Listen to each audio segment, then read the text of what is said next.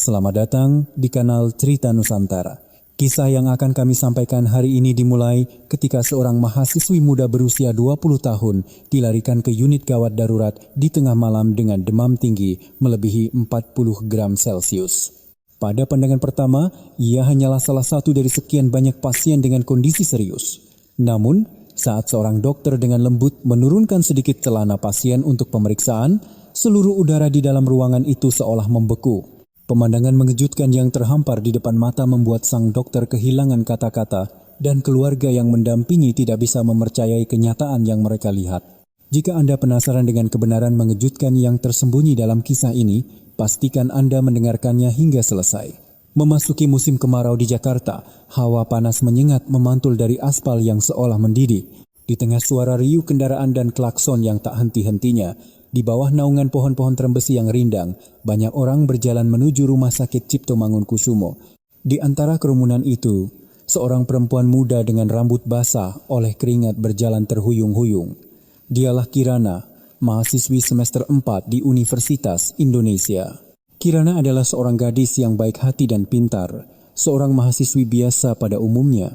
Orang tuanya, yang mengelola sebuah warung makan sederhana di sebuah kota kecil di Jawa Tengah, telah bekerja keras menabung untuk menyekolahkan putri mereka ke Jakarta. Seluruh keluarga menaruh harapan besar pada Kirana, berharap suatu hari nanti ia akan menjadi kebanggaan keluarga dan kampung halamannya. Namun, kondisi Kirana hari ini akan membuat siapapun yang melihatnya merasa iba. Wajahnya pucat pasi, bibirnya kering kerontang, dan tatapan matanya begitu lelah ia telah mengerang semalaman karena demam tinggi. Pagi harinya, dengan susah payah, ia memaksakan diri untuk bangun dan pergi ke kampus, tetapi Kirana langsung pingsan di ruang kelas. Teman-temannya yang panik segera membawanya ke UGD.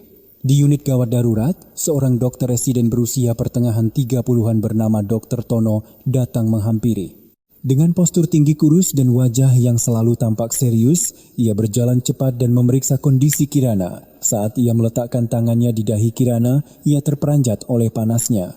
Suhu tubuhnya 40 derajat, ujarnya.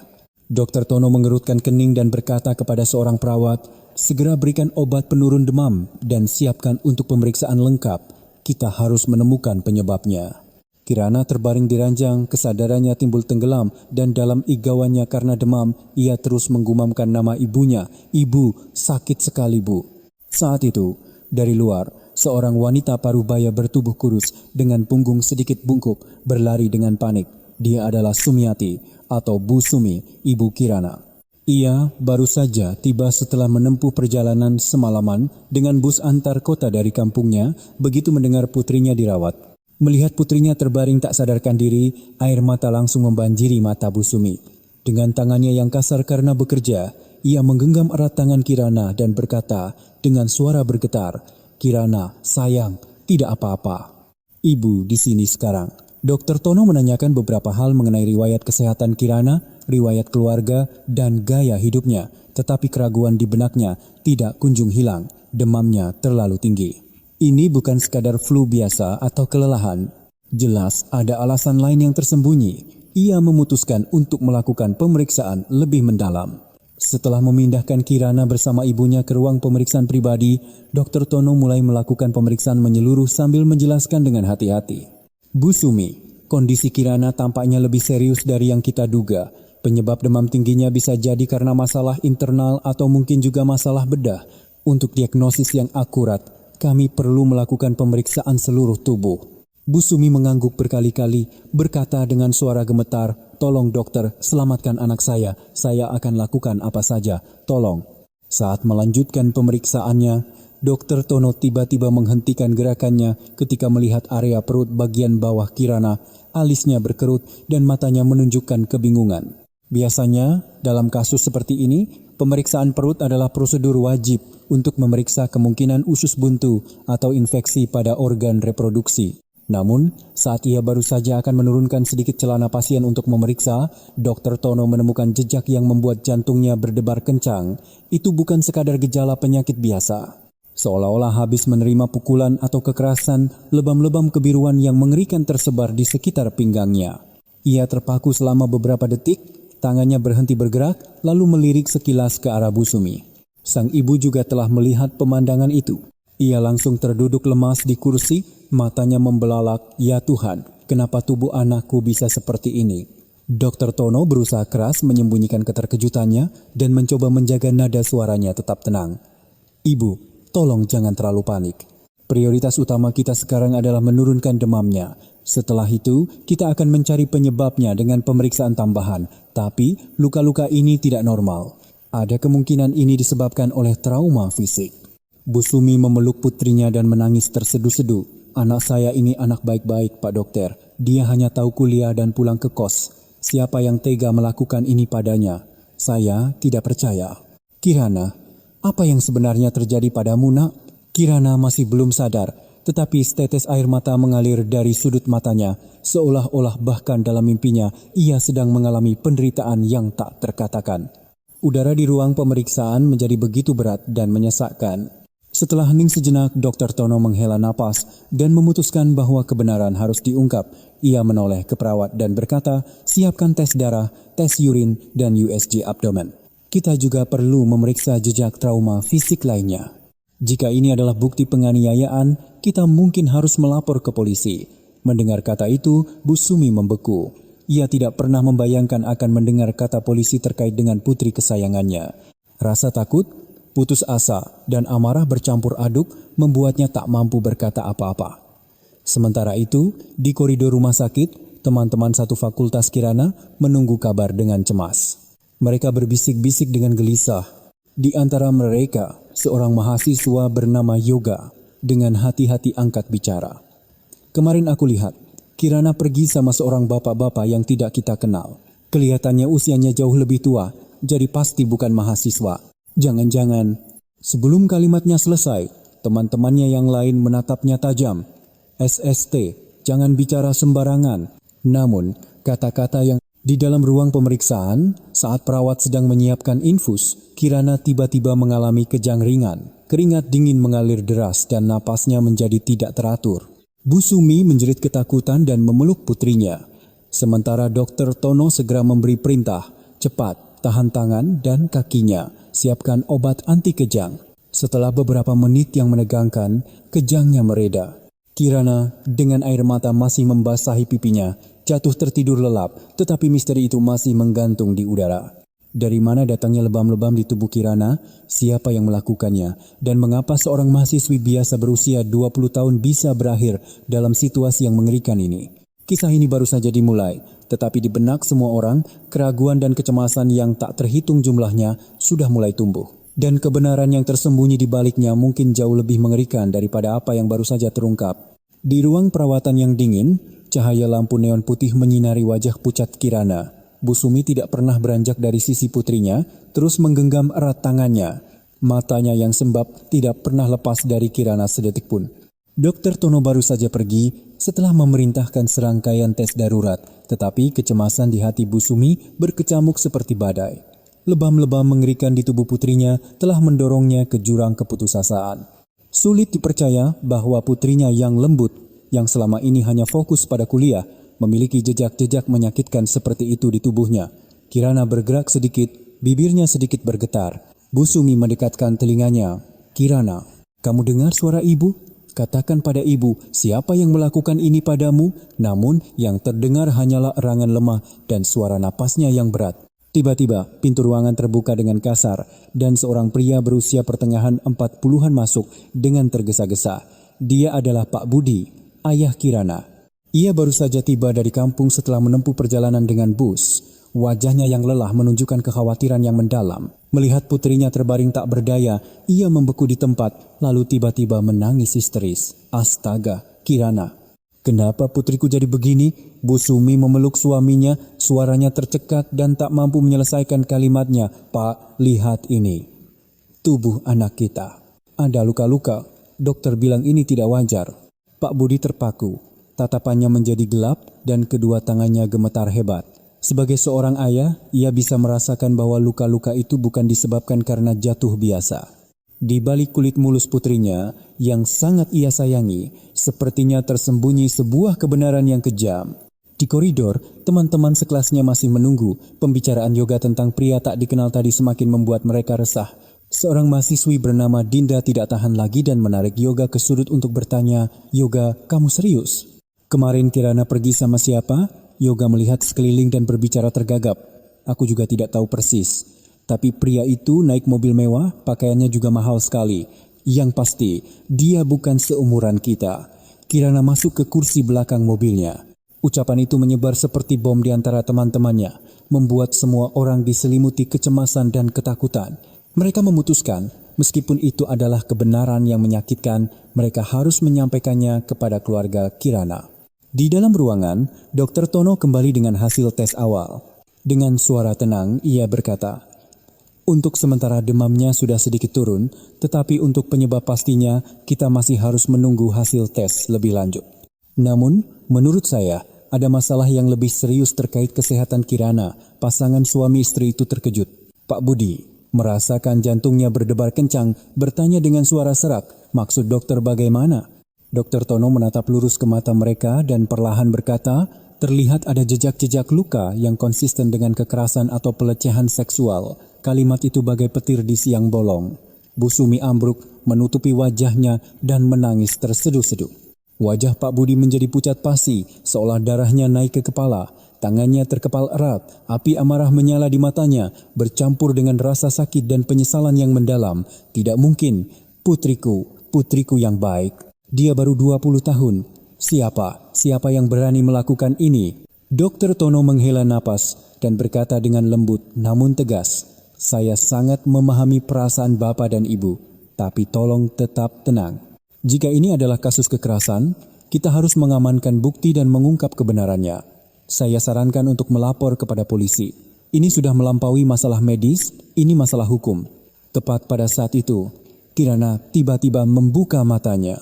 Ia menatap sekeliling dengan bingung dan ketika matanya bertemu dengan orang tuanya, ia mulai menangis.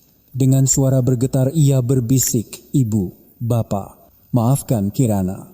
Pak Budi segera memeluk putrinya, berkata dengan suara tercekat, "Kirana, katakan pada Bapak, siapa yang melakukan ini padamu?" Kirana menggelengkan kepala, mencoba mengangkat tangannya dengan lemah, tetapi tangannya jatuh kembali dan ia pingsan lagi. Ruangan itu diselimuti keheningan yang berat. Rasa sakit yang menyayat hati kedua orang tuanya memenuhi seluruh ruangan. Teman-temannya yang ragu-ragu di luar akhirnya masuk. Dinda sebagai perwakilan berkata kepada orang tua Kirana dengan suara bergetar, "Om, Tante, kemarin kami melihat sesuatu." Kirana pergi bersama seorang bapak-bapak yang kelihatannya berusia 40-an. Dia naik mobil mewah tapi kami tidak tahu siapa dia.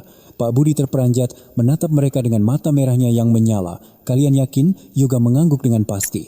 "Iya Om, kami lihat dengan mata kepala sendiri." Pria itu mengantar Kirana sampai dekat kosnya. Cerita menjadi semakin rumit di benak Pak Budi. Ribuan pertanyaan berputar-putar. Siapa pria itu? Mengapa putrinya bersamanya? Mungkinkah dia pelaku dari semua ini? Malam itu, Pak Budi tidak bisa tidur. Ia duduk di kursi koridor, hanya menatap kosong ke pintu kamar rawat. Di tangannya, sebuah peci lusuh digenggamnya erat-erat. Bu Sumi, dengan mata sembab, berkata dengan suara serak, "Pak, kita harus mencari tahu kebenarannya. Kita tidak bisa membiarkan anak kita menderita seperti ini tanpa keadilan." Pak Budi mengangguk, matanya menunjukkan tekad yang kuat. Rasa sakit di hatinya telah berubah menjadi keinginan untuk melindungi kehormatan putrinya. Siapapun yang akan ia hadapi, ia tidak akan mundur. Sementara itu, Dr. Tono diam-diam mencatat temuan awalnya dan menyiapkan rekam medis. Ia tahu kasus ini tidak akan sederhana. Jejak yang ditinggalkan di tubuh Kirana bukanlah sesuatu yang bisa dianggap remeh. Keesokan paginya, ia memutuskan untuk menelepon seorang temannya yang bekerja di tim penyidik kepolisian untuk menjelaskan situasi secara umum. Tak lama lagi, penyelidikan akan dimulai. Dan rahasia di balik demam 40 derajat seorang mahasiswi berusia 20 tahun akan perlahan-lahan terkuak. Pagi di rumah sakit dimulai dengan suara pengumuman yang menggema di koridor, derap langkah sibuk keluarga pasien, dan bau disinfektan yang menusuk hidung. Di dalam ruang UGD, Kirana masih terbaring lemah. Napasnya pelan, wajahnya pucat. Bu Sumi tidak tidur semalaman, menjaga putrinya dengan mata sayu. Pak Budi masih bersandar di kursi, kedua tangannya yang kasar saling bertaut. Seumur hidupnya ia hanya seorang petani dan pemilik warung, tetapi hari ini tatapannya setajam pisau menyimpan amarah yang tertahan. Pintu terbuka dan Dr. Tono masuk bersama seorang pria berpakaian preman. Pria itu tampak berusia 40-an, bertubuh tegap dengan tatapan tajam dan suara yang berat namun mantap. Saya Inspektur Rahmat dari Kepolisian Daerah Metro Jaya. Saya dihubungi oleh Dr. Tono mengenai kondisi abnormal pasien. Saya ingin berbicara sebentar dengan keluarga. Bu Sumi tersentak, menatap suaminya dengan cemas. Pak Budi mengangguk, mencoba menarik napas dalam-dalam untuk menenangkan diri. Pak Polisi, tolong bantu anak saya. Dia baru 20 tahun, anak yang sangat baik. Dia tidak pernah menyakiti siapapun. Kenapa harus jadi begini? Inspektur Rahmat mendekati ranjang, menatap sejenak lebam di tubuh Kirana, lalu mengangguk perlahan. Kami akan melakukan yang terbaik untuk mengungkap kebenaran. Tapi kami butuh kerjasama dari keluarga. Tolong ceritakan semua yang Anda ketahui. Pak Budi mengepalkan tangannya dan berkata dengan suara kering. Kemarin, teman-teman anak saya bilang ada seorang pria tak dikenal usia 40-an yang menjemputnya dengan mobil mewah. Kami tidak tahu siapa pria itu. Inspektur Rahmat mengerutkan kening, mengeluarkan buku catatan kecil dan menulis. Ia kemudian memanggil para mahasiswa yang menunggu di luar untuk masuk. Dinda, Yoga, dan beberapa teman lainnya masuk dengan canggung dan menunduk. Anak-anak, bisakah kalian ceritakan kejadian kemarin sedetail mungkin? Siapa, di mana, dan sekitar jam berapa Kirana bersama pria itu? Yoga menelan ludah dan menjawab dengan suara gemetar. Iya Pak, kemarin sore sekitar jam 7 malam.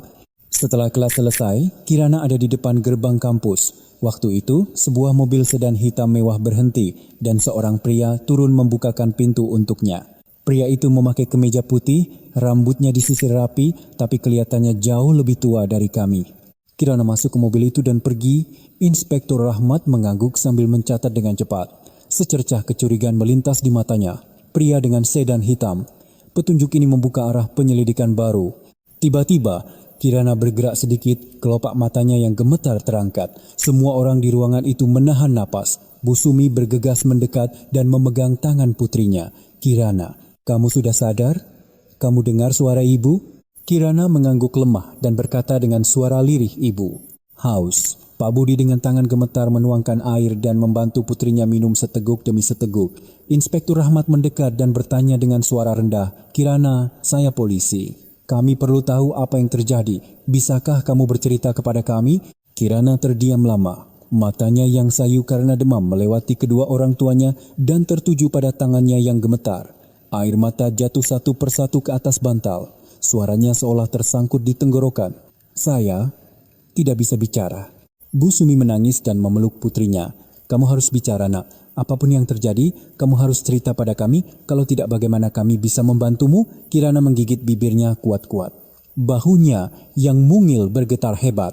Akhirnya, ia mengeluarkan satu kata yang membuat semua orang membeku. Diancam. Ruangan itu diselimuti keterkejutan. Pak Budi berdiri, wajahnya memerah padam, tinjunya terkepal begitu erat seolah bisa menghancurkan sesuatu. Bu Sumi terduduk lemas, menangis histeris. Inspektur Rahmat bertanya dengan nada tegas, meskipun matanya dipenuhi rasa iba. Oleh siapa? Siapa yang mengancammu? Kirana tetap diam, hanya menangis. Seolah-olah rasa takut untuk menyebut nama orang itu terlalu besar, ia hanya menggelengkan kepalanya perlahan. Suasana di ruangan menjadi semakin berat. Dr. Tono dengan hati-hati menyela, untuk saat ini jangan terlalu menekannya. Kondisi Kirana masih lemah dan ia mengalami syok berat. Terlalu memaksanya bisa jadi kontraproduktif. Inspektur Rahmat mengangguk ringan, pikirannya melayang. Ia tahu korban yang mengalami trauma berat sulit untuk langsung bicara, tetapi ia juga tahu kebisuan ini bisa membuat kasusnya buntu. Setelah meminta keluarga merawat Kirana, ia meninggalkan rumah sakit. Ia segera meminta markas untuk mengamankan rekaman CCTV lalu lintas di sekitar gerbang Universitas Indonesia tadi malam. Jika cerita Yoga benar, mobil sedan hitam itu pasti terekam kamera. Sore itu, hasil tes Kirana menunjukkan tanda-tanda abnormal lainnya. Dr. Tono memegang hasil lab, mengerutkan kening dengan berat hati. Ia masuk ke kamar rawat, menatap orang tua Kirana dan berkata pelan, hasil tes menunjukkan selain demam tinggi, ada gejala infeksi serius dan jelas ada kerusakan jaringan akibat benturan dari luar. Kata-katanya menusuk lebih dalam ke hati Pak Budi dan Bu Sumi. Bu Sumi tertelungkup di tepi ranjang, menangis terseduh-seduh. Pak Budi berdiri berkata dengan tatapan membara, "Saya tidak akan memaafkannya. Siapapun pria itu, saya bersumpah akan menemukannya." Tepat pada saat itu, telepon Inspektur Rahmat berdering. Ia baru saja keluar dari ruangan, tetapi segera kembali dengan ekspresi serius. Sudah terkonfirmasi dari CCTV. Tadi malam, sebuah sedan hitam berhenti di depan gerbang utama kampus. Nomor polisinya juga terekam jelas. Pemiliknya adalah seorang pengusaha besar dan terkenal di kota ini. Namanya Baskoro Wijoyo. Nama itu jatuh seperti bom. Tidak ada seorang pun di ruangan itu yang tahu siapa dia, tetapi tatapan Inspektur Rahmat menunjukkan ketegangan. Ia tahu Baskoro Wijoyo bukan orang sembarangan. Ia adalah pria dengan kekuasaan, uang dan jaringan koneksi yang rumit. Kirana, yang matanya sedikit terbuka, samar-samar mendengar nama itu. Seluruh tubuhnya gemetar, tangannya mencengkeram sprei ranjang dengan erat, air matanya mengalir tanpa henti. Ia tidak mengatakan apa-apa, tetapi reaksinya saja sudah cukup bagi semua orang untuk tahu bahwa pengusaha itu memiliki hubungan langsung dengan penderitaan yang ia alami. Udara di kamar rawat menjadi begitu menyesakan. Pintu kebenaran baru saja akan terbuka, dan di baliknya sudah pasti ada rahasia yang jauh lebih kelam menunggu untuk diungkap. Setelah Inspektur Rahmat menyebut nama Baskoro Wijoyo, kamar rawat itu diselimuti keheningan. Yang terdengar hanyalah suara tetesan infus yang jatuh secara teratur dan napas Kirana yang lemah. Pak Budi mengepalkan tinjunya begitu erat hingga urat-urat biru menonjol di lengannya. Bu Sumi menangis dengan bahu bergetar, air matanya membasahi kerah bajunya. Mereka telah menjalani hidup dengan kerja keras, tidak pernah bermimpi putri mereka akan terlibat dengan nama yang bahkan membuat polisi berhati-hati. Inspektur Rahmat menatap lurus ke arah Kirana. Tatapannya tidak dingin, melainkan dipenuhi rasa iba. Ia tahu jika saja Kirana mau bicara, semuanya akan menjadi jelas. Namun, Kirana tidak mengatakan apa-apa. Air mata hanya kembali mengalir dari matanya yang sayu. Itu saja sudah cukup untuk menunjukkan bahwa di balik nama Baskoro Wijoyo tersembunyi badai yang mengerikan. Pak Budi menggeretakkan giginya dan bertanya dengan suara yang seolah datang dari lubuk hatinya yang paling dalam, "Pak Inspektur, siapa sebenarnya orang itu?" Inspektur Rahmat menjawab perlahan. Dia seorang konglomerat yang cukup terkenal di kota ini, bergerak di bidang properti, memiliki beberapa restoran dan hotel. Bukan hanya kaya, jaringannya juga luas. Dia bukan lawan yang mudah. Bu Sumi terisak. "Ya Tuhan, anakku hanya seorang mahasiswi miskin. Bagaimana bisa dia berurusan dengan orang seperti itu?" Kirana tiba-tiba menggenggam erat tangan ibunya, berbisik dengan suara tercekat dan terbata-bata ibu. "Sudah, jangan dibahas lagi." Kirana takut. Ruangan itu kembali hening. Rasa takut Kirana lebih mengerikan dari apapun. Itu seperti bayangan gelap yang menyelimuti hidupnya yang masih muda. Inspektur Rahmat sadar ia tidak bisa menekan Kirana lebih jauh saat ini dan memutuskan untuk memulai penyelidikan sendiri. Sore itu, ia kembali ke kantor polisi dan memerintahkan rekan-rekannya untuk mengumpulkan informasi. Tumpukan berkas tebal diletakkan di mejanya.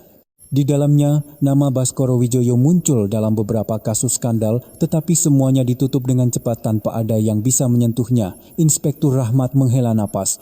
Ia telah menangani banyak kasus, tetapi kali ini sepertinya akan sangat sulit. Di satu sisi ada seorang pengusaha dengan kekuasaan besar. Di sisi lain ada seorang gadis lemah yang terbaring tak berdaya di rumah sakit. Apakah keadilan bisa berpihak pada kebenaran? Semua bergantung pada keberanian dan kegigihannya. Malam itu di kamar rawat, Kirana terbangun dari tidurnya yang gelisah. Cahaya bulan yang samar dari jendela menyinari wajahnya. Bu Sumi masih di sana, tertidur sambil menelungkupkan kepala di samping ranjang putrinya. Tangannya yang kasar masih menggenggam erat tangan mungil Kirana. Pak Budi sedang merokok di luar, di balkon. Ia hanya menghisap beberapa kali. Selebihnya hanya menatap asap yang menghilang di depannya. Kirana menatap ibunya dan berkata dengan suara bergetar, "Ibu, kalau nanti Kirana kenapa-kenapa, tolong jaga adik baik-baik ya." Bu Sumi terlonjak kaget, memeluk putrinya dan menangis terseduh-seduh. "Jangan bicara seperti itu, Nak. Kamu harus sembuh, kamu harus bangun, selesaikan kuliah, jadi orang sukses. Selama bapak dan ibu masih hidup, tidak akan ada yang bisa menyakitimu." Air mata kembali mengalir dari mata Kirana. Ia ingin menceritakan kebenarannya, tetapi tenggorokannya seolah terkunci. Di kepalanya terbayang kembali sentuhan kasar pria itu, tatapannya yang tajam dan senyumnya yang dingin. Memikirkannya saja sudah membuat seluruh tubuhnya gemetar. Keesokan paginya, Inspektur Rahmat memutuskan untuk bertemu langsung dengan Baskoro Wijoyo. Bersama rekannya, ia menuju gedung mewah tempat kantor Baskoro berada. Berbanding terbalik dengan suasana suram rumah sakit, tempat itu ramai dengan lalu lalang orang dan deretan mobil mewah yang berkilauan. Begitu masuk, seorang sekretaris langsung menghentikan mereka. Baru setelah menunjukkan lencana, mereka diantar ke sebuah ruang rapat kecil. Beberapa menit kemudian, seorang pria parubaya dengan setelan jas rapi dan sepatu kulit mengkilap masuk. Wajahnya cerah dan senyumnya ramah, tetapi tatapannya yang tak terduga membuat Inspektur Rahmat merinding. "Selamat siang, saya Baskoro. Saya dengar ada perlu dengan saya?" Inspektur Rahmat tidak berbasa-basi. "Tadi malam, apakah Anda berada di depan gerbang Universitas Indonesia?" Baskoro sedikit mengangkat alisnya, tetapi senyumnya tidak luntur. "Saya punya banyak kenalan, jadi saya sering bepergian kemana-mana." "Memangnya kenapa?" Inspektur Rahmat menatap lurus ke matanya dan berkata dengan tegas, "Ada saksi mata. Mereka melihat Anda menjemput seorang mahasiswi bernama Kirana. Setelah itu, dia dirawat di rumah sakit dengan demam tinggi dan banyak luka lebam di tubuhnya. Ada yang bisa Anda jelaskan?" Udara di ruang rapat menjadi tegang seketika. Baskoro bersandar di kursinya dan melipat tangan. Tatapannya menunjukkan nada menantang. "Dengar Pak Inspektur, saya bukan orang yang bisa Anda tuduh sembarangan. Pada jam itu, saya sedang makan malam dengan rekan bisnis dan ada banyak saksi. Kalau mau periksa silakan saja, tapi sebaiknya Anda berhati-hati." Kata-kata itu seperti sebuah peringatan. Inspektur Rahmat merasakan tekanan berat. Ia tahu tidak mudah berurusan dengan orang seperti Baskoro yang punya uang dan kekuasaan, tetapi ketika ia membayangkan wajah pucat Kirana, tekadnya semakin kuat. Sambil berjalan keluar gedung, Inspektur Rahmat berkata pelan kepada rekannya, "Dia bukan lawan yang mudah. Kita harus awasi setiap gerakannya dan dapatkan bukti yang kuat. Kalau tidak, Kirana dan keluarganya tidak akan pernah mendapatkan keadilan." Sementara itu, di rumah sakit, Kirana tiba-tiba menunjukkan gejala sesak napas, detak jantungnya menjadi tidak teratur. Para dokter bergegas datang dan melakukan tindakan darurat. Bu Sumi panik, memegang tangan putrinya dan menangis histeris. Pak Budi yang mencoba masuk didorong keluar dan hanya bisa memukul dinding dengan keras hingga tangannya berdarah. Di ambang antara hidup dan mati, Kirana seolah mendengar suara ibunya. Dalam ketidaksadarannya, terlintas bayangan orang tuanya yang sederhana di kampung dan masa-masa kuliahnya yang penuh mimpi. Ia menggeritakkan giginya, seolah berkata pada dirinya sendiri, "Aku harus hidup. Aku harus bangun. Aku tidak akan membiarkan dia menghancurkan segalanya."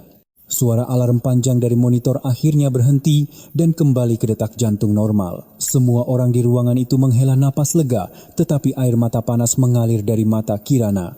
Ia sadar, cepat atau lambat, ia harus menceritakan kebenarannya. Kisah ini menjadi semakin menegangkan. Di satu sisi ada kebisuan Kirana yang suram, di sisi lain ada kekuatan besar Baskoro. Dan di antara keduanya, ada tekad Inspektur Rahmat yang pantang menyerah serta cinta tak terbatas dari orang tua Kirana. Pintu kebenaran perlahan terbuka dan di baliknya sudah pasti ada kejutan yang lebih besar menanti. Senja tiba. Cahaya matahari yang samar dari jendela membuat wajah Kirana tampak semakin pucat. Tetesan infus masih jatuh dengan teratur dan di sela-sela suaranya terdengar napas lemah sang gadis. Bu Sumi duduk dengan kepala bersandar di tepi ranjang. Sepanjang hari, tidak ada yang bisa ia lakukan selain menyeka keringat putrinya dan mengelus rambutnya dengan tangannya yang kasar. Pak Budi berdiri diam di balkon, merokok. Sebatang rokok belum habis dihisapnya, sudah ia remas hingga hancur dan lempar ke lantai, seolah melampiaskan amarah yang tertahan. Di tengah suasana berat itu, Kirana bergerak sedikit. Ia menatap sekeliling dengan mata sayu. Melihat putrinya sadar, Bu Sumi sangat gembira dan menggenggam erat tangannya. "Kirana, kamu dengar suara ibu? Kamu sudah sadar, nak. Anak ibu memang kuat." Kirana berkedip, berkata dengan suara lemah dan serak, "Ibu sakit." Tapi ada yang mau Kirana ceritakan. Bu Sumi berkata dengan suara tercekat, "Pelan-pelan saja, nak. Jangan dipaksakan. Ada bapak dan ibu di sini. Semua akan baik-baik saja." Kirana menggigit bibirnya erat-erat. Air matanya mengalir membasahi bantal. Setelah ragu sejenak, ia berkata dengan suara bergetar, "Orang itu memang benar, Baskoro Wijoyo." Udara di ruangan itu seolah membeku. Bu Sumi terpaku, tangannya menjadi dingin. Pak Budi mendengar kata-kata itu meledak dalam amarah dan berlari ke ranjang putrinya. Matanya menyala-nyala. Benar Kirana? Memang benar dia orangnya? Kirana menangis terseduh-seduh, mengangguk berkali-kali. Meskipun tenggorokannya tercekat, ia melanjutkan kata demi kata seolah sedang merasakan sakit seperti disayat pisau. Dia mendekati saya sejak beberapa bulan yang lalu. Awalnya dia bilang mau membantu biaya kuliah, mencarikan pekerjaan paruh waktu. Saya percaya padanya. Saya pikir dia benar-benar mau menolong. Ia tercekat, tidak bisa melanjutkan. Air matanya mengalir tanpa henti. Tangannya yang gemetar mencengkeram erat tangan ibunya. Pak Budi gemetar karena amarah. Ia berteriak, beraninya dia menipu putriku. Aku bersumpah tidak akan memaafkan orang itu. Bu Sumi takut suaminya akan nekat memeluknya erat-erat. Ia menangis sambil memohon, "Pak, tenang Pak. Kalau Bapak gegabah, kita hanya akan masuk ke dalam perangkapnya. Nanti yang jadi korban anak kita juga." Inspektur Rahmat yang baru akan masuk mendengar kalimat terakhir itu. Ia berkata dengan suara tegas, "Pak Budi, saya sangat mengerti perasaan Bapak, tapi saat ini yang terpenting adalah menjaga keselamatan Kirana. Bertindak gegabah hanya akan memberi orang itu alasan untuk menyangkal perbuatannya. Biarkan kami menanganinya sesuai hukum." Pak Budi menggeretakkan giginya, tinjunya yang terkepal bergetar. Setelah beberapa saat, ia akhirnya mengangguk meskipun matanya masih merah menyala. Inspektur Rahmat mendekati Kirana dan merendahkan suaranya.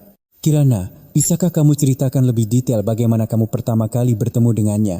Kirana memejamkan mata. Kenangan pahit itu kembali menyerbu. Suaranya bergetar, tetapi terdengar tegas. "Waktu itu, ada acara seminar karir di kampus. Dia datang sebagai salah satu pembicara. Setelah acara selesai, dia yang judon mendekati saya dan mengajak bicara. Katanya, dia ingin membantu mahasiswa dari keluarga kurang mampu. Awalnya saya pikir saya sangat beruntung. Dia memberikan nomor teleponnya dan bilang kalau butuh apa-apa hubungi saja." Ia berhenti sejenak, air matanya mengalir di pipi. Bu Sumi menggenggam erat tangan putrinya, menyalahkan dirinya sendiri karena tidak ada di sisinya saat itu. Kirana melanjutkan dengan suara tercekat. Setelah itu dia mengajak minum kopi. Katanya ada tawaran pekerjaan. Saya ikut saja dengan polos. Tapi sejak hari itu, dia terus-menerus mengganggu saya. Memberi uang, membelikan hadiah, dan bilang akan menjamin masa depan saya. Saya takut dan menolaknya, tapi dia mengancam. Katanya kalau saya menolaknya, dia punya banyak kenalan di kampus dan bisa membuat nilai-nilai saya hancur. Mendengar itu, wajah Pak Budi menjadi pucat karena amarah, dan Bu Sumi menutupi wajahnya, terisak. Inspektur Rahmat mengepalkan buku catatannya, mencatat setiap kata. Matanya menjadi gelap karena marah. Tadi malam, dia memaksa saya masuk ke mobilnya. Saya sudah minta turun, tapi dia tidak mau. Kirana tercekat, tidak bisa melanjutkan kata-katanya. Seluruh tubuhnya bergetar. Setelah itu, saya hanya merasa sangat kesakitan, lalu demam tinggi. Ia membenamkan wajahnya ke bantal, menangis tanpa suara. Ruangan itu hening, hanya isak tangis sang gadis yang terdengar. Inspektur Rahmat meletakkan tangannya di bahu Kirana dan berkata dengan tegas, "Kamu sangat berani sudah mau menceritakan ini. Mulai sekarang, saya dan rekan-rekan akan melindungimu. Tapi untuk membuktikan kejahatannya, kami butuh kerja sama keluarga dan bukti." Pak Budi berteriak, "Bukti! Buktinya ada di tubuh anak saya!" "Bukti apa lagi yang lebih jelas dari ini?" Inspektur Rahmat berkata dengan tenang, "Saya mengerti, tapi untuk orang seperti Baskoro Wijoyo, luka saja tidak cukup. Dia punya pengacara, uang, dan kekuasaan. Kita harus menemukan bukti yang tidak bisa ia sangkal." Tepat pada saat itu, telepon Inspektur Rahmat berdering. Ia menjawabnya dan wajahnya menjadi semakin tegang. Setelah menutup telepon, ia menatap lurus ke keluarga Kirana dan berkata, "Baru saja ada laporan. Ada orang-orang tak dikenal muncul di sekitar rumah sakit. Kemungkinan besar mereka adalah anak buah Baskoro. Mereka mencoba mengancam Kirana agar tutup mulut." Bu Sumi gemetar ketakutan dan memeluk erat putrinya. "Ya Tuhan, mereka mau menyakiti anak saya lagi?" Inspektur Rahmat mengangguk ringan dan berkata dengan tegas, "Karena itu, saya akan menempatkan personel penjagaan di depan kamar ini.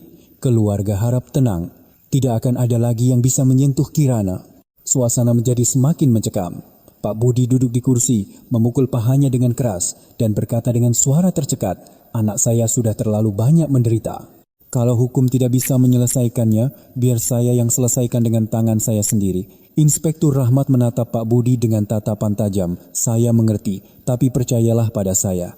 Hukum tidak akan membiarkan orang jahat bebas. Jika kita gigih mencari bukti, kita pasti bisa menyeretnya ke pengadilan. Di dalam kamar rawat kecil itu, sebuah keluarga miskin dengan seorang putri yang masih muda gemetar di hadapan bayangan hitam raksasa bernama kekuasaan dan uang.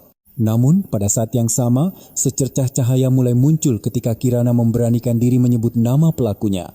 Inspektur Rahmat melangkah keluar ke koridor, menatap kejauhan. Ia tahu pertarungan ini tidak akan mudah, tetapi di dalam hatinya, api tekad untuk melindungi kebenaran dan gadis lemah itu berkobar, sekalipun jalan di depan penuh badai. Di luar, hari mulai gelap. Bayangan-bayangan hitam yang berkeliaran di sekitar gerbang rumah sakit membuat suasana semakin mengerikan. Dan perang senyap antara keadilan dan kekuasaan akhirnya dimulai. Malam semakin larut.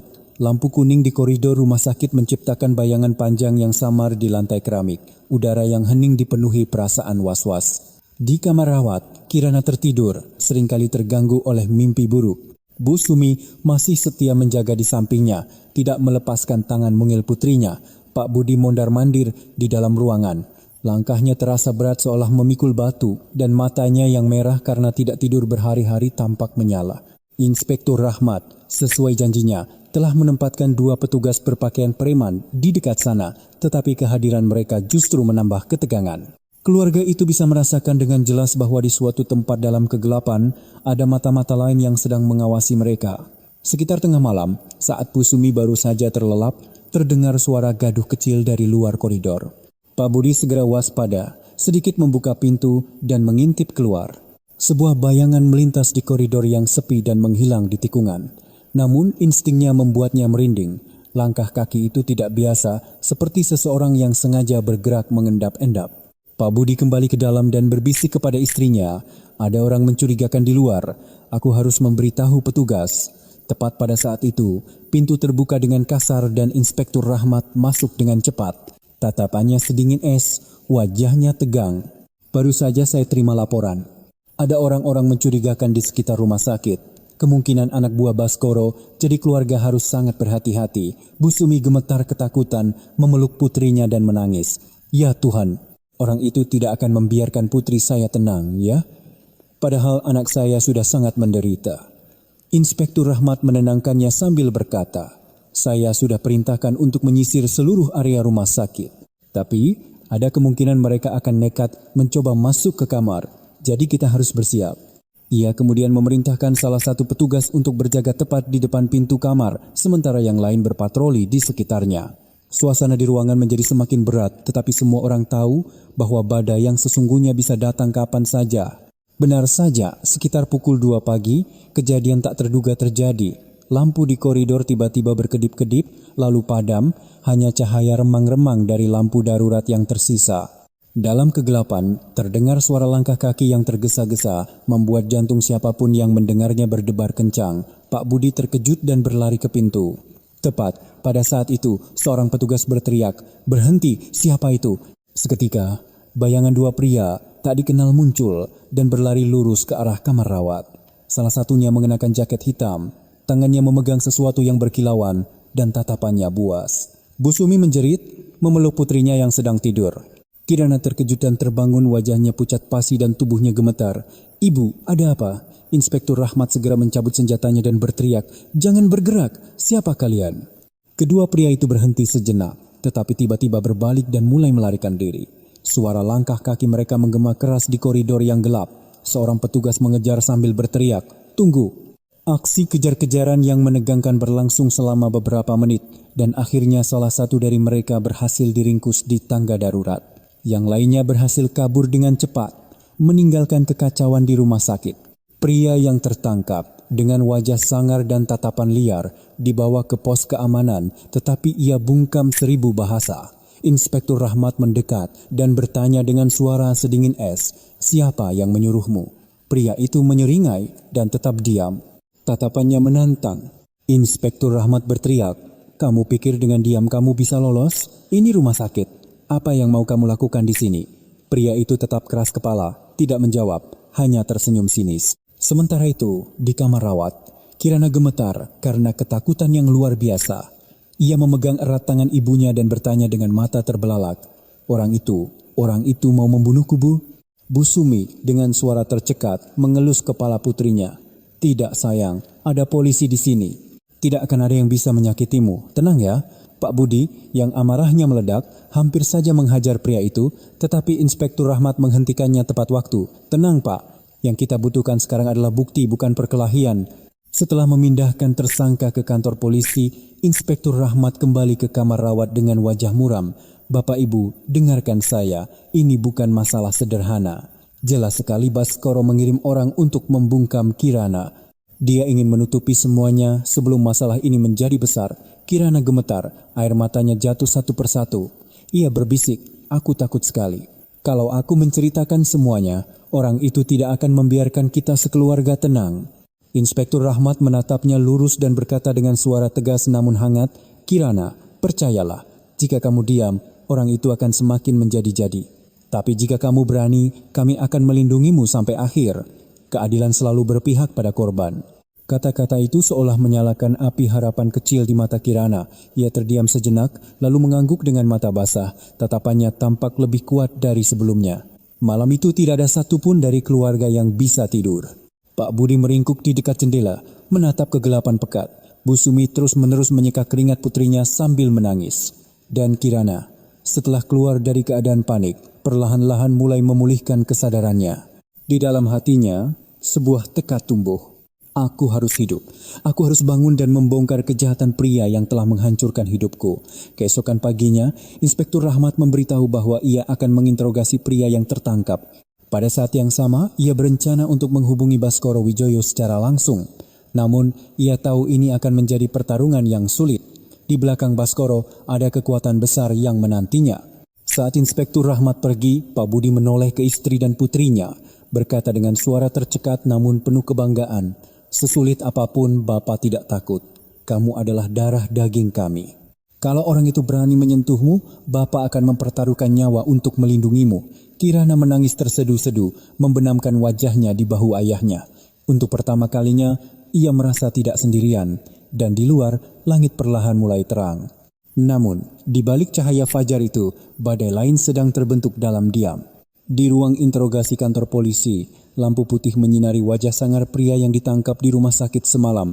Tangannya diborgol, tetapi tatapannya masih menantang. Dengan senyum dingin terukir di bibirnya, Inspektur Rahmat duduk di seberangnya.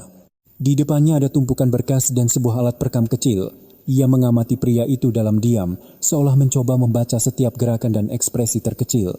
Inspektur Rahmat memulai dengan nada tenang namun tegas. "Siapa namamu? Apa pekerjaanmu? Siapa yang mengirimmu ke rumah sakit semalam?" Pria itu mengangkat alisnya dan menjawab dengan santai, "Saya cuma kebetulan lewat. Dengar ada keributan jadi ikut nonton." "Bapak salah orang." Inspektur Rahmat tersenyum tipis, menatap tajam ke matanya. "Salah orang. CCTV di koridor merekam dengan jelas. Kamu dan satu orang lagi berlari menuju kamar Kirana. Kamu juga membawa senjata tajam. Apa yang mau kamu lakukan?" Pria itu diam, tidak menjawab. Inspektur Rahmat mengetuk-ngetuk meja dengan pulpennya dan berkata perlahan, "Jujur saja, siapa kamu tidak penting. Tapi kami yakin kamu adalah anak buah Baskoro. Dia mengirimmu untuk mengancam dan membungkam Kirana, kan? Kamu pikir dengan diam bisa lolos? Kami punya cukup bukti untuk menuntutmu dengan pasal percobaan pembunuhan." Pria itu menyipitkan matanya, tetapi sikap arogannya tidak goyah. "Saya tidak kenal orang bernama Baskoro. Kalau mau menuduh, silakan saja. Saya tidak akan bicara apa-apa." Inspektur Rahmat tidak melepaskan pandangannya, suaranya menjadi lebih keras. "Saya sudah 20 tahun bekerja di sini, sudah melihat berbagai macam orang. Saya tahu kebisuan sepertimu bukan karena kesetiaan, tapi karena ketakutan. Kamu takut kalau buka mulut kamu tidak akan selamat, kan?" Kata-kata itu sepertinya mengenai titik lemahnya.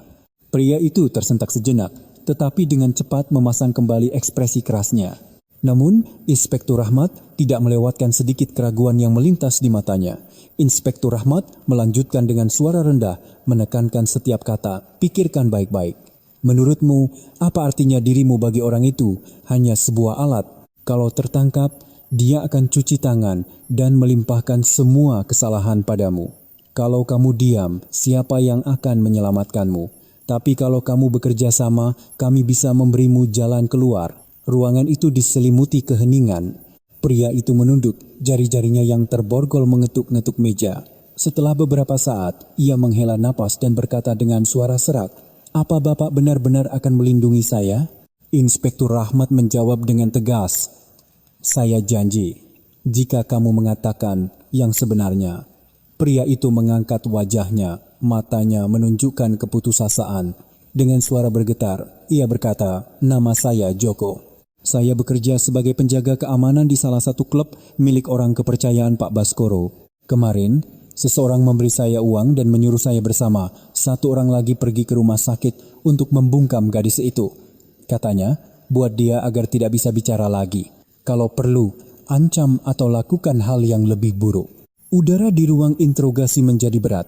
Inspektur Rahmat menahan amarah, tinjunya terkepal. Ia menarik napas dalam-dalam dan bertanya, "Siapa yang memberimu perintah? Kami hanya memanggilnya Pak Hendro. Dia tangan kanan Pak Baskoro. Selalu dia yang memberi kami pekerjaan. Kami tidak bisa menolak. Kalau menolak, nyawa taruhannya." Setelah mencatat semua keterangan, Inspektur Rahmat mengangguk kepada rekannya. "Tahan dia di sel terpisah. Pastikan tidak ada informasi yang bocor." Dia saksi kunci. Sambil keluar dari ruang interogasi, hati Inspektur Rahmat terasa campur aduk. Ia tahu pengakuan ini adalah kunci untuk membuka kasus, tetapi pada saat yang sama, ini adalah bom waktu yang bisa meledak kapan saja. Begitu Baskoro tahu, ia pasti akan mencoba membungkam semua saksi. Sementara itu di rumah sakit, Kirana belum tahu bahwa Joko telah mengaku. Ia masih terbaring dalam diam, sesekali terbangun karena mimpi buruk. Bu Sumi kelelahan karena menjaga putrinya, dan Pak Budi duduk di sampingnya. Matanya menyala seperti api yang tak kunjung padam. Ia menunggu kesempatan untuk bertindak sendiri, tetapi kata-kata Inspektur Rahmat terus terngiang di kepalanya, harus sabar. Kalau tidak, putrinya yang akan menjadi korban. Sore itu, Inspektur Rahmat kembali ke rumah sakit. Ia duduk di samping ranjang Kirana dan berkata dengan suara lembut, "Kirana, ada kabar baru.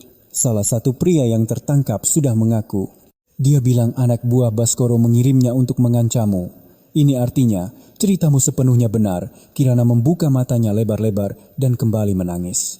Ia menggenggam erat tangan ibunya dan berbisik, "Kalau begitu, apakah orang itu akan datang lagi untuk menyakiti saya?"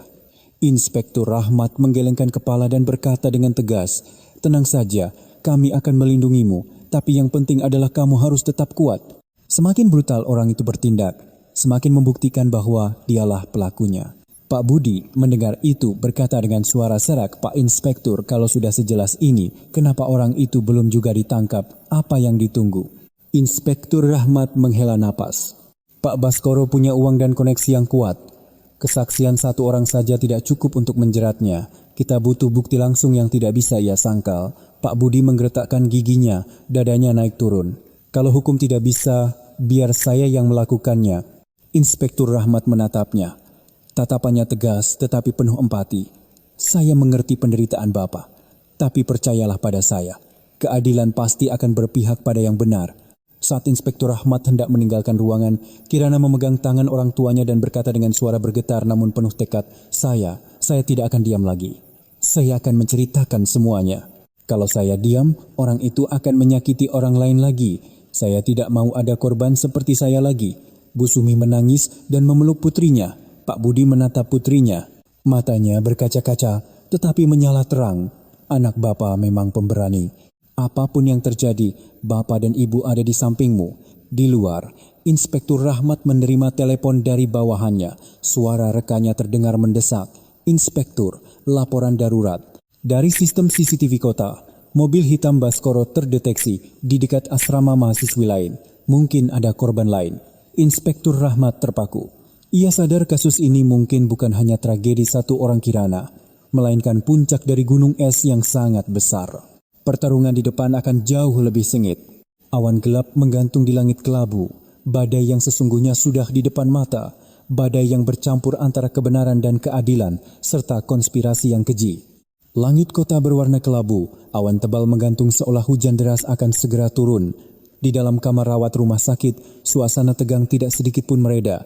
Kirana terbaring di sana, matanya terbuka lebar menatap langit-langit. Kenangan mengerikan itu seperti film gerak lambat yang menyiksanya setiap saat. Bu Sumi duduk di sampingnya, tidak melepaskan tangan putrinya, sementara Pak Budi tampak semakin kurus karena kurang tidur berhari-hari. Inspektur Rahmat menerima laporan mendesak dari rekannya. Mobil hitam Baskoro Wijoyo tidak hanya berkeliaran di dekat kampus Kirana, tetapi juga di dekat asrama-asrama lain yang banyak dihuni oleh mahasiswi muda. Informasi itu membuat Inspektur Rahmat merinding. Ia langsung menduga bahwa Kirana mungkin bukan satu-satunya korban. Sore itu, ketika Inspektur Rahmat kembali ke rumah sakit, wajahnya tampak lebih serius dari biasanya. Begitu masuk ke kamar, ia menatap 3 orang di depannya, sebuah keluarga sederhana yang berjuang sekuat tenaga untuk melindungi putri mereka. Dengan suara rendah, ia memberitahukan dengan jelas, "Baru saja kami menemukan sesuatu. Ada kemungkinan besar ada mahasiswi lain yang menjadi korban Baskoro selain Kirana. Dia bukan sekadar pengusaha, tapi seorang predator dan mungkin sudah melakukan ini selama bertahun-tahun." Kata-kata itu membuat semua orang di ruangan terkejut. Kirana menggigit bibirnya erat-erat, matanya berkaca-kaca. Ia menggelengkan kepala dan berkata dengan suara bergetar, Saya pernah dengar dia bicara tentang perempuan lain, tapi saya tidak mau percaya." Bu Sumi memeluk putrinya erat-erat dan berkata dengan suara tercekat, "Ya Tuhan, kenapa ada orang sejahat ini?" Pak Budi mengepalkan tinjunya dan berkata dengan suara serak, "Kalau begitu, bukan hanya putriku, berapa banyak lagi anak gadis yang menjadi korbannya?" Inspektur Rahmat mengangguk dengan tatapan penuh tekad. "Benar, karena itulah kita tidak boleh diam lagi. Setiap kesaksian Kirana, setiap petunjuk kecil akan menjadi bagian penting untuk merobek topeng orang itu." Kirana menatap Inspektur Rahmat, matanya penuh air mata, tetapi memancarkan cahaya ketegasan. "Saya akan ceritakan semuanya. Saya tidak mau ada lagi orang yang mengalami penderitaan seperti saya." Udara di ruangan terasa berat, tetapi tekad itu menyalakan api baru di hati semua orang. Tepat pada saat itu, telepon Bu Sumi berdering. Layarnya menunjukkan nomor tak dikenal. Dengan ragu, ia menjawabnya. Suara seorang pria serak berkata dengan nada mengancam, "Kalau mau anakmu selamat, suruh dia diam. Jangan pikir polisi bisa melindunginya selamanya. Kecelakaan bisa terjadi kapan saja." Tangan Bu Sumi gemetar hingga teleponnya jatuh ke lantai. Pak Budi segera mengambil telepon itu dan berteriak, "Siapa kamu? Beraninya mengancam keluarga saya. Keluar kalau berani." Namun, telepon itu sudah terputus, meninggalkan keheningan yang mencekam di kamar rawat. Wajah Kirana pucat pasi, air matanya mengalir deras. Orang itu benar-benar mau membunuhku, Bu. Bu Sumi dengan tubuh gemetar memeluk putrinya. "Tidak, Nak. Ada bapak dan ibu di sini, ada polisi juga. Mereka tidak akan bisa melakukan itu." Inspektur Rahmat mengatupkan rahangnya, tatapannya setajam pisau. Baskoro akhirnya mulai bergerak. Dia tahu kita semakin dekat dengan kebenaran, karena itu dia takut. Tapi inilah saat yang tepat untuk membuatnya menunjukkan jati dirinya. Pak Budi memukul meja dengan keras dan berkata dengan frustrasi, "Kalau orang itu berani menyentuh putriku lagi, saya akan habisi dia dengan nyawa saya sendiri." Inspektur Rahmat menatap Pak Budi dan mengangguk ringan. "Saya mengerti. Tapi tolong percaya bahwa keadilan akan melakukannya untuk Anda."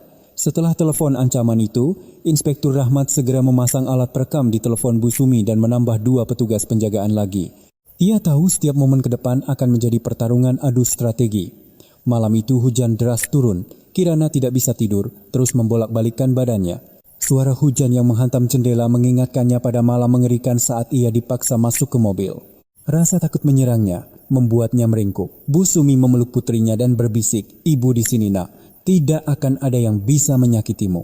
Namun, dalam kegelapan, mata Kirana tetap terbuka lebar, basah oleh air mata. Ia tahu pertarungan ini belum berakhir, bahkan baru saja dimulai. Keesokan paginya, kabar buruk datang. Seorang mahasiswi lain yang tinggal di dekat asrama Kirana dilaporkan hilang setelah keluar dari perpustakaan pada malam hari. Inspektur Rahmat menerima laporan itu, hatinya terasa terbakar. Ia segera ke rumah sakit dan memberitahu keluarga Kirana. Sepertinya kasus ini semakin besar. Baru saja ada laporan mahasiswi lain bernama Putri Wulandari hilang. Kemungkinan besar ini perbuatan Baskoro. Mendengar kabar itu, wajah Kirana menjadi pucat tanpa darah. Dengan gemetar, ia memegang tangan Inspektur Rahmat. dan berkata dengan mendesak, "Pak Inspektur, dia pernah bilang punya anak baru." Waktu itu saya tidak tahu siapa, tapi itu pasti benar. Inspektur Rahmat berhenti sejenak, lalu mengangguk dengan tatapan penuh tekad. "Terima kasih, Kirana. Informasi itu akan sangat membantu menemukan Putri." Ia segera melapor ke markas, dan tak lama kemudian rekaman CCTV baru diamankan. Dalam video itu, Putri Wulandari yang hilang terlihat sedang berdebat dengan seseorang di pinggir jalan. Kemudian sebuah mobil hitam muncul dan membawanya pergi. Nomor polisinya cocok dengan mobil Baskoro. Ruangan itu diselimuti keheningan. Kirana gemetar hebat, air matanya jatuh satu persatu. Saya sudah duga, dia bilang punya anak baru. Dia bahkan menyombongkan diri kalau banyak gadis lain yang lebih penurut dariku. Inspektur Rahmat menatap Kirana dan merendahkan suaranya. "Kamu sangat berani. Semua petunjuk yang kamu ingat menjadi titik terang yang berharga. Tapi sekarang situasinya mendesak. Kita harus menemukan Putri secepatnya sebelum terlambat."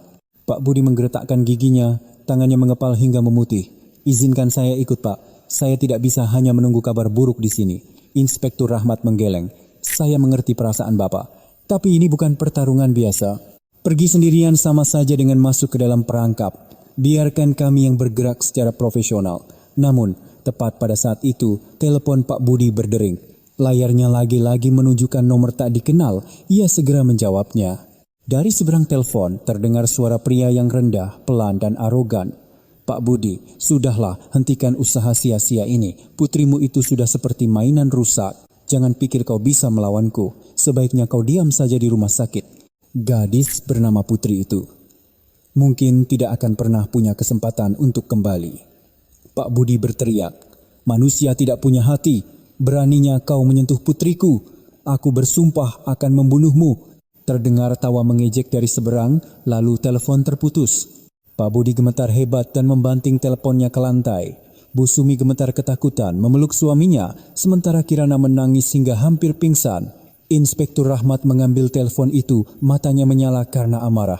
Orang itu sudah terlalu arogan. Dia menelepon sendiri, itu bukti dia yakin tidak akan pernah tertangkap. Tapi kesombongannya itulah yang akan menjatuhkannya. Pak Budi terengah-engah, dadanya naik turun. "Saya tidak tahan lagi, Pak Inspektur." Beraninya dia menelepon saya langsung dan menganggap putri saya seperti barang buangan. "Saya mau datangi rumahnya sekarang juga." Inspektur Rahmat meletakkan tangannya di bahu Pak Budi dan berkata dengan tegas, "Kalau Bapak pergi sekarang, kita akan kehilangan segalanya." Orang itu justru ingin Bapak marah dan berbuat salah.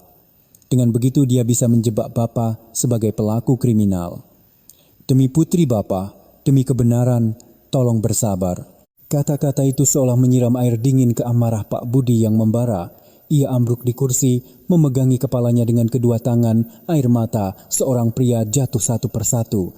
Kirana menatap ayahnya, lalu berkata kepada Inspektur Rahmat dengan suara lemah namun tegas, "Pak Inspektur, saya akan jadi saksi. Saya akan bersaksi tentang semua yang dia lakukan pada saya, tanpa ada yang terlewat. Saya tidak mau putri mengalami nasib yang sama seperti saya." Inspektur Rahmat mengangguk, matanya memancarkan kepercayaan. "Baik. Kita akan buat berita acara pemeriksaan BAP resmi. Tapi untuk membuat bukti lebih kuat, kami butuh semua pesan yang pernah dia kirim, rekaman suara, hadiah, apapun yang bisa jadi barang bukti." Kirana mencoba mengingat sejenak, lalu berbisik, "Di ponsel saya masih ada pesan dari orang itu. Dia juga pernah mengirim foto dan mengancam saya jika tidak menurut." Kata-kata itu seperti seberkas cahaya di tengah kegelapan. Inspektur Rahmat segera mengirim orang untuk mengambil ponsel itu dan membawanya ke tim teknis untuk pemulihan data. Sementara itu, di luar rumah sakit, wajah-wajah tak dikenal diam-diam berkeliaran seperti bayangan. Mereka tidak perlu bertindak langsung. Kehadiran mereka saja sudah cukup untuk membuat keluarga Kirana hidup dalam ketakutan. Malam semakin larut. Kirana tertidur dalam pelukan ibunya. Bu Sumi tidak bisa tidur, takut putrinya akan terbangun karena kaget. Pak Budi meringkuk di luar pintu menatap kegelapan pekat. Tetesan infus yang jatuh menambah ketegangan. Di tempat lain di kota, Baskoro Wijoyo duduk di rumah mewahnya. Di tangannya, segelas anggur merah bergoyang. Ia menyeringai saat menerima laporan dari bawahannya bahwa ia telah berhasil menekan keluarga Kirana. Namun, ia tidak sadar bahwa kesombongannya telah meninggalkan terlalu banyak jejak. Inspektur Rahmat saat itu sedang melacak jejak Baskoro bersama rekan-rekannya. Sinyal dari CCTV lalu lintas menunjukkan mobilnya menuju sebuah gudang tua di pinggiran kota. Tempat itu kemungkinan besar menjadi lokasi penyekapan Putri. Jantung Inspektur Rahmat terasa sesak. Ia tahu harus bergerak cepat. Pertarungan yang sesungguhnya sudah di depan mata. Di satu sisi ada kekuasaan, uang, dan kekejaman. Di sisi lain ada keadilan, kepercayaan, dan penderitaan orang-orang kecil. Dan di pusat badai ini ada Kirana, seorang gadis yang baru berusia 20-an. Ia perlahan-lahan menjadi saksi hidup, satu-satunya pisau yang bisa menembus benteng baja yang mengelilingi sang penjahat. Di luar rumah sakit, hujan masih turun dengan deras. Tetesan air yang menghantam atap seng terdengar seperti jenderang perang yang mengiringi pertempuran yang akan segera dimulai. Di dalam kamar rawat, Kirana meringkuk. Matanya terpejam, tetapi alisnya berkerut karena ketakutan. Bu Sumi duduk di sampingnya, meletakkan tangannya yang gemetar di dahi putrinya, berdoa dalam hati agar badai ini cepat berlalu. Pak Budi tampak semakin kurus, matanya merah menyala. Setiap hela napasnya yang berat menyimpan dendam yang membara. Di ruangan lain di kantor polisi, Inspektur Rahmat dan rekan-rekannya menatap tajam ke sebuah peta digital. Jejak mobil hitam Baskoro Wijoyo tampak jelas di layar. Mobil itu berhenti di sebuah area gudang tua di pinggiran kota. Dulu tempat itu adalah pabrik tua, tetapi sekarang hanya tersisa dinding-dinding kusam dan atap bocor lokasi yang sempurna untuk menyembunyikan kejahatan. Inspektur Rahmat menunjuk ke layar dan berkata dengan suara serak, ini petunjuknya, kemungkinan besar Putri Wulandari disekap di sana. Kalau kita terlambat, mereka bisa memindahkannya atau melakukan hal yang lebih buruk. Rekannya mengangguk. Rencana penyelamatan darurat segera disusun malam itu juga. Sementara itu di rumah sakit, Kirana tiba-tiba terbangun dari tidurnya. Keringat dingin membasahi dahinya, tatapannya penuh ketakutan. Ia memegang erat tangan ibunya dan berkata dengan napas terengah-engah, Aku baru saja bermimpi. Orang itu mengikat seorang perempuan di ruangan gelap. Bu, jangan-jangan itu Putri. Bu Sumi menangis dan menenangkan putrinya. Itu cuma mimpi, nak. Tapi kalaupun benar, polisi pasti akan menyelamatkannya. Jangan khawatir. Pak Budi mendengar perkataan putrinya, tatapannya menjadi semakin tajam. Ia berteriak dalam hati, aku tidak bisa menunggu lagi. Apapun yang terjadi, aku harus ikut dengan Inspektur Rahmat. Bu Sumi memegang tangan suaminya dan berkata dengan suara gemetar, kalau bapak pergi, siapa yang akan menjaga anak kita di sini? Pak Budi menoleh ke arah Kirana. Putrinya yang mungil dan lemah telah menderita begitu banyak, tetapi di matanya ada cahaya yang kuat. Kirana dengan suara lemah mengangguk perlahan. Bapak pergi saja, aku tidak apa-apa. Aku berharap Putri bisa diselamatkan dan tidak ada lagi yang mengalami penderitaan sepertiku. Kata-kata itu membuat Pak Budi terpaku. Putrinya yang baru berusia 20 tahun, yang bahkan belum pulih dari mimpi buruknya sendiri, masih memikirkan orang lain. Ia mengepalkan tinjunya dan mengangguk dengan kuat. Baiklah, Bapak janji akan pergi, tapi Bapak juga janji akan kembali untukmu. Malam itu, Inspektur Rahmat memimpin tim khusus menuju gudang di pinggiran kota. Jalanan berlumpur dan hujan membuat jarak pandang terbatas. Cahaya senter menyoroti lumut dan dinding yang retak. Tidak ada yang bicara, hanya suara langkah kaki yang berat dan deru hujan yang menimpa jas hujan mereka. Ketika mereka mendekati gudang, mereka berhenti. Dalam kegelapan, cahaya samar merembes dari celah jendela yang rusak. Bayangan orang tampak bergerak-gerak di dalam. Inspektur Rahmat memberi isyarat kepada timnya untuk mengepung dari segala arah. Jantungnya berdebar kencang, tetapi tatapannya dingin, seluruh ototnya tegang seolah siap bertempur. Tiba-tiba, teriakan melengking terdengar dari dalam gudang. Tolong! Semua anggota tim tersentak. Inspektur Rahmat memberi isyarat untuk menyerbu dan mereka mendobrak pintu masuk. Pemandangan di depan mereka membuat semua orang terkejut. Di tengah ruangan yang gelap dan lembab, Putri Wulandari terikat erat di sebuah kursi. Mulutnya disumpal kain, matanya terbelalak ketakutan. Dua pria berbadan besar berada di dekatnya, satu memegang botol minuman keras, yang lain memegang pisau berkilauan. Begitu polisi masuk, mereka panik, tetapi segera menyerang untuk melawan. Perkelahian sengit pun terjadi. Suara benturan logam dan teriakan menggema mengalahkan suara hujan di luar. Inspektur Rahmat maju dan melumpuhkan satu orang dengan satu pukulan telak. Rekan-rekannya setelah perkelahian sengit berhasil menaklukkan yang lainnya. Setelah situasi sedikit tenang, Inspektur Rahmat berlari ke arah Putri dan melepaskan ikatannya. Gadis itu dengan tubuh gemetar jatuh ke dalam pelukannya dan terisak, Saya pikir saya akan mati." Inspektur Rahmat menepuk-nepuk bahunya dan berkata dengan tegas, "Tidak apa-apa, kamu sudah aman sekarang. Tidak akan ada lagi yang menyakitimu." Putri dibawa keluar ke tengah hujan yang dingin. Tatapannya masih penuh ketakutan, tetapi secercah harapan mulai bersinar. Kabar bahwa Putri Wulandari telah diselamatkan segera sampai ke rumah sakit. Bu Sumi memeluk Kirana erat-erat, tidak bisa menahan air matanya. "Kirana, mereka sudah menyelamatkan Putri. Berkat kamu yang kuat bertahan, kebenaran mulai terungkap." Kirana mendengar kabar itu, menangis, tetapi kali ini bukan karena penderitaan, melainkan karena kelegaan. Ia berbisik pelan, "Syukurlah, setidaknya satu orang lagi berhasil keluar." Pak Budi juga kembali setelah operasi selesai. Pakaiannya basah kuyup dan berlumpur, tetapi matanya memancarkan cahaya harapan. Ia duduk di samping putrinya dan menggenggam erat tangannya. "Lihat nak, kamu tidak pernah sendirian. Bapak, ibu dan orang-orang baik akan berjuang bersamamu melawan orang itu." Kirana menatap ayahnya dan mengangguk perlahan. Air matanya jatuh, tetapi senyum tipis terukir di bibirnya. Namun, kebahagiaan itu hanya sesaat. Inspektur Rahmat menerima laporan darurat. Baskoro Wijoyo telah mengetahui bahwa Putri Wulandari berhasil diselamatkan. Ia marah besar, mengumpulkan anak buahnya, dan bersiap untuk menghabisi siapapun yang menghalanginya. Di rumah mewahnya, Baskoro bersandar di kursinya, wajahnya dingin dan kaku. Ia berkata kepada anak buahnya, "Kita sudah terlalu terekspos karena mereka sudah mulai mengupas kita satu persatu. Satu-satunya cara untuk selamat adalah dengan membungkam semua orang.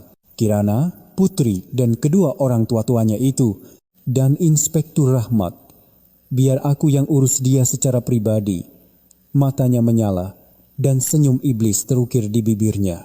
Malam itu di rumah sakit, ketika semua orang baru saja akan beristirahat setelah hari yang panjang dan menegangkan, tiba-tiba terdengar suara ledakan kecil di luar area parkir.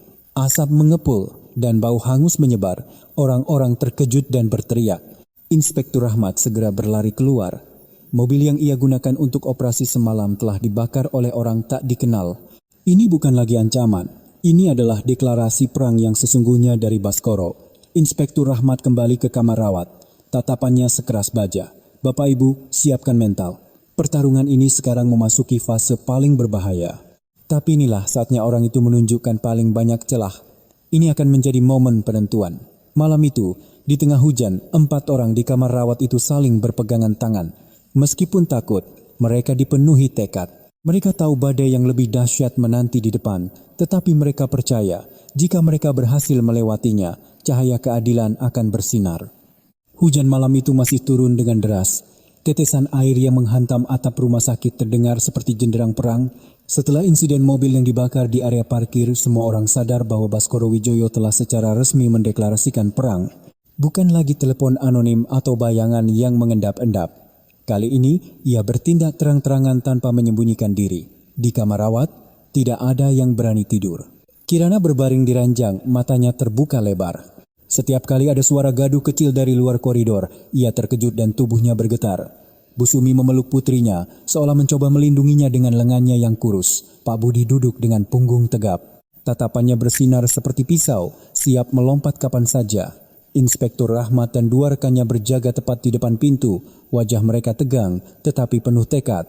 Sekitar pukul 3 pagi, terdengar suara langkah kaki tergesa-gesa dari ujung koridor. Seorang petugas berpakaian preman yang sedang berpatroli berlari masuk. Dengan napas terengah-engah, ia melaporkan dengan mendesak, "Saya menemukan beberapa orang mencurigakan berkeliaran di dekat pintu belakang rumah sakit. Mereka membawa tas yang aneh." Inspektur Rahmat segera berdiri. Matanya menunjukkan kewaspadaan sambil memberi isyarat kepada rekannya untuk bersiap. Ia menenangkan keluarga. "Sepertinya mereka akan beraksi malam ini, tapi jangan takut. Kami sudah menempatkan tim bantuan di dalam. Keluarga tetap di dalam kamar dan jangan buka pintu untuk siapapun." Suara hujan di luar semakin deras, bercampur dengan gelegar petir, membuat udara begitu berat dan menyesakan.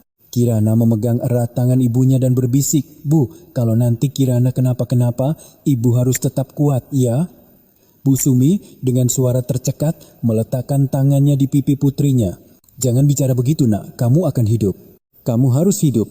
Ibu dan bapak belum lihat kamu pakai gaun pengantin, belum lihat kamu jadi orang sukses. Kamu harus kuat. Sementara itu, Inspektur Rahmat dan rekan-rekannya bergegas menuju pintu belakang. Benar saja, 4 pria berjas hujan hitam sedang berusaha membobol kunci pintu darurat.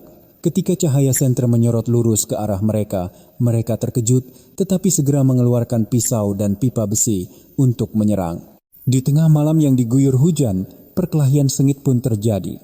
Suara benturan logam dan teriakan menggema di seluruh halaman belakang. Meskipun diserang mendadak, tim Inspektur Rahmat melawan dengan gagah berani. 1 orang berhasil dilumpuhkan dengan cepat, tetapi 3 lainnya melawan dengan buas, mencoba menerobos kepungan. Di tengah perkelahian, salah satu dari mereka berteriak, "Pak Baskoro sudah perintahkan untuk habisi semua tanpa sisa." Kata-kata itu menusuk jantung Inspektur Rahmat seperti pisau. Berani-beraninya dia secara terang-terangan mengeluarkan perintah melalui mulut anak buahnya. Ini adalah bukti hidup. Inspektur Rahmat menggeretakkan giginya, mengerahkan seluruh kekuatannya untuk menjatuhkan 1 orang lagi. Keringat mengalir di dahinya, tetapi tatapannya tidak goyah. Setelah pertarungan sengit selama sekitar 30 menit, ke-4 orang itu berhasil dilumpuhkan dan diborgol. Salah satu tas yang mereka bawa terbuka. Di dalamnya, penuh sesak dengan pisau, bensin, dan gulungan kain yang dilakban. Semua yang melihatnya merinding. Jika mereka berhasil masuk, keluarga Kirana tidak akan selamat. Kabar ini segera dilaporkan ke markas. Kali ini, Inspektur Rahmat yakin ia memiliki dasar yang kuat untuk meminta surat perintah penangkapan darurat terhadap Baskoro Wijoyo. Ketika Inspektur Rahmat kembali ke kamar rawat, pakaiannya basah kuyup dan darah mengalir dari pelipisnya. Keluarga Kirana terkejut. Bu Sumi menangis terseduh-seduh. "Ya Tuhan, Pak Inspektur, Anda tidak apa-apa." Inspektur Rahmat menyeka darahnya dan tersenyum untuk menenangkan mereka. "Tidak apa-apa, yang penting kita berhasil menghentikan mereka." Dan nama Baskoro keluar langsung dari mulut mereka. Ini akan menjadi titik balik yang besar. Pak Budi memegang tangan Inspektur Rahmat, berkata dengan suara tercekat namun tegas, "Terima kasih Pak Inspektur. Kalau bukan karena Anda, kami sekeluarga mungkin." Inspektur Rahmat menggelengkan kepala perlahan. "Ini sudah tugas kami, tapi jalan di depan akan semakin sulit. Orang itu tidak akan tinggal diam." Kirana mendengar kata-kata itu menangis, tetapi bibirnya terkatup rapat. Untuk pertama kalinya di matanya yang ketakutan, bersinar seberkas cahaya kecil, cahaya harapan. Keesokan paginya, media massa secara serentak memberitakan bahwa pengusaha Baskoro Wijoyo diduga terlibat dalam beberapa kasus kriminal. Foto anak buahnya yang digiring ke kantor polisi tersebar di mana-mana. Orang-orang berbisik-bisik, ada yang terkejut, ada yang mengatakan bahwa saatnya telah tiba. Di rumahnya, Baskoro membanting cangkir kopinya ke lantai. Wajahnya sedingin es. Ia menggeram kepada anak buahnya yang setia, "Dasar tidak berguna. Kalau sudah tertangkap, harusnya tutup mulut. Kenapa malah bicara yang tidak-tidak? Baiklah, kalau mereka mau perang, akan aku layani. Tapi ingat baik-baik, selama aku masih hidup, tidak akan ada 1 orang pun yang menyentuhku bisa selamat." Ia mengambil telepon dan menekan sebuah nomor. Dari seberang telepon, terdengar suara rendah dan serak. Dia adalah seorang pejabat berkuasa yang telah ia pelihara dengan uang. Baskoro sambil menyeringai berkata, "Saya butuh bantuan. Cukup pura-pura tidak tahu selama beberapa hari dan semuanya akan tenang. Uangnya akan saya lipat gandakan 3 kali. Pihak di seberang terdiam sejenak, lalu menjawab singkat, "Hati-hati Baskoro, kali ini sepertinya tidak akan mudah." Ia menutup telepon, matanya menunjukkan kekejaman. Sore itu, saat Inspektur Rahmat hendak mengajukan surat perintah penangkapan darurat, sebuah telepon lain masuk. Suara perempuan di seberang bergetar. "Halo, saya salah satu korban Baskoro. Saya mau bersaksi, tapi tolong lindungi saya. Saya tidak mau mati." Inspektur Rahmat terdiam selama beberapa detik, lalu mengangguk dengan tegas, "Kami akan melindungi Anda, tolong ceritakan semua kebenarannya." Informasi itu menambah kekuatan pada berkas penyelidikan terhadap Baskoro. Namun, Inspektur Rahmat tahu semakin banyak saksi, Baskoro akan semakin kalap. Malam itu di kamar rawat, Kirana tiba-tiba bangun. Tatapannya bersinar dengan aneh. Ia berkata kepada orang tuanya dan Inspektur Rahmat, "Saya akan bersaksi." Saya akan menceritakan semuanya di pengadilan. Saya tidak takut lagi. Kalau saya diam, orang itu akan menyakiti lebih banyak orang. Bu Sumi menangis dan memeluk putrinya. Anak ibu memang pemberani. Pak Budi menatap putrinya. Air mata seorang pria mengalir, tetapi matanya bersinar terang. Bapak bangga padamu. Inspektur Rahmat mengepalkan tinjunya dan berkata dengan tegas, inilah yang akan menjadi pisau untuk menembus baju zirah bajanya. Keadilan ada di pihak kita. Di luar, awan gelap masih menggantung dan hujan belum juga reda. Namun, di dalam kamar rawat kecil itu, sebuah api berkobar. Api kebenaran, api kepercayaan, dan api orang-orang kecil yang melawan kekuatan kejam. Pertempuran terakhir sudah dekat. Ruang perawatan itu terang oleh lampu putih yang dingin. Udaranya tegang seperti tali busur yang ditarik kencang. Setelah Kirana menyatakan akan bersaksi, secercah harapan seolah muncul di benak semua orang, tetapi pada saat yang sama, itu seperti menempatkan seluruh keluarga di ujung tanduk. Bu Sumi memeluk putrinya, gemetar karena khawatir dan takut. Sementara Pak Budi mondar-mandir di dalam ruangan seperti harimau yang terluka, matanya merah menyala. Inspektur Rahmat berdiri diam di dekat jendela, menatap taman rumah sakit yang basah oleh hujan. Di dalam hatinya, kecemasan merayap. Ia tahu Baskoro Wijoyo tidak akan membiarkan saksi hidup begitu saja. Seperti yang diduga, serangkaian peristiwa terjadi berturut-turut mulai keesokan paginya. Media massa serentak memberitakan dengan judul konglomerat Baskoro Wijoyo diduga terlibat kasus kekerasan terhadap mahasiswi. Foto Kirana yang dirawat di rumah sakit dan berita penyelamatan Putri Wulandari tersebar luas membuat opini publik terbakar amarah. Orang-orang bergunjing, media sosial meledak. Namun, tepat pada saat itu, sebuah berita lain yang tak terduga muncul. Keluarga mahasiswi Kirana diduga memeras pengusaha demi uang. Pak Budi gemetar karena marah dan memukul meja dengan keras. Kurang ajar. Begitu liciknya orang itu. Dia membeli media untuk memfitnah anakku. Bu Sumi menangis terseduh-seduh, berkata dengan suara tercekat, anakku sudah sangat menderita, sekarang harus difitnah oleh seluruh negeri. Kirana mendengar berita itu, menangis, bahunya yang kurus bergetar. Aku tidak apa-apa. Selama kebenaran terungkap, aku akan menanggung semuanya. Inspektur Rahmat mengerutkan kening, tinjunya terkepal. Ini adalah taktik yang biasa. Baskoro menggunakan uang dan kekuasaannya untuk membelokkan opini publik, mencoba mengubah korban menjadi pelaku. Tapi ini justru akan menjadi bumerang. Semakin ia meronta, semakin terlihat sifat aslinya. Namun, badai tidak berhenti di situ. Sore harinya, saat salah satu petugas polisi pergi membeli makanan untuk keluarga, sebuah truk tiba-tiba melaju kencang di depan gerbang utama rumah sakit, menabrak pos keamanan, lalu kabur. Beruntung tidak ada korban jiwa, tetapi semua orang tahu itu adalah peringatan berdarah. Amarah Pak Budi meledak, ia berlari keluar dan berteriak, dasar pengecut. Aku akan habisi kau dengan nyawaku sendiri, Baskoro. Inspektur Rahmat berlari dan menahannya dengan kuat. Tenang Pak, ini jebakannya. Dia ingin Bapak kehilangan akal dan berbuat salah. Biarkan kami yang menanganinya sesuai hukum. Pak Budi terengah-engah, matanya merah menyala, tetapi akhirnya ia ambruk di kursi. Kedua tangannya gemetar hebat. Malam itu, insiden lain terjadi. Telepon Kirana berdering, nomor tak dikenal. Inspektur Rahmat memberi isyarat untuk mengaktifkan pengeras suara. Suara Baskoro Wijoyo yang familiar terdengar rendah dan dingin. Kirana, kau pikir kau bisa melawanku? Aku beri kau kesempatan terakhir, diam dan pergi dari kota ini. Kalau tidak, bersiaplah untuk mengurus mayat kedua orang tuamu. Kirana gemetar. Air matanya jatuh satu persatu. Bu Sumi memeluk putrinya dan menangis histeris. Pak Budi berdiri dan berteriak ke arah telepon. Setan kau, beraninya menyentuh keluargaku. Nyawaku taruhannya. Aku tidak akan memaafkanmu. Baskoro tertawa mengejek dan menutup telepon. Inspektur Rahmat mengatupkan rahangnya. Matanya menunjukkan tekad yang kuat. Dia sudah menunjukkan jati dirinya. Ini adalah bukti yang sangat berharga. Kita sudah merekam seluruh percakapan ini. Sekeras apapun dia menyangkal, suaranya tidak bisa dibohongi. Sementara itu, Putri Wulandari, mahasiswi yang baru saja diselamatkan, juga setuju untuk bersaksi. Namun, sebelum ia menandatangani BAP, jendela rumah keluarganya dilempari batu bata pada tengah malam. Sebuah catatan dengan tulisan tangan yang gemetar terlampir, jangan ikut campur urusan orang. Kalau tidak, mayat putrimu akan mengambang di sungai. Berita ini membuat Kirana semakin ketakutan. Ia menatap Inspektur Rahmat dan bertanya dengan mata basah, "Pak Inspektur, apakah kita benar-benar akan aman? Orang itu sepertinya benar-benar bisa membunuh." Inspektur Rahmat meletakkan tangannya di bahu gadis itu dan berkata dengan tegas, "Percayalah, kami akan melindungi kalian. Tapi yang terpenting adalah kebenaran harus diungkap. Kalau tidak, akan ada lebih banyak gadis yang menjadi korban taring beracunnya." Kirana menggigit bibirnya erat-erat dan mengangguk, matanya penuh air mata, tetapi menunjukkan ketegasan. "Kalau begitu, saya juga tidak akan mundur."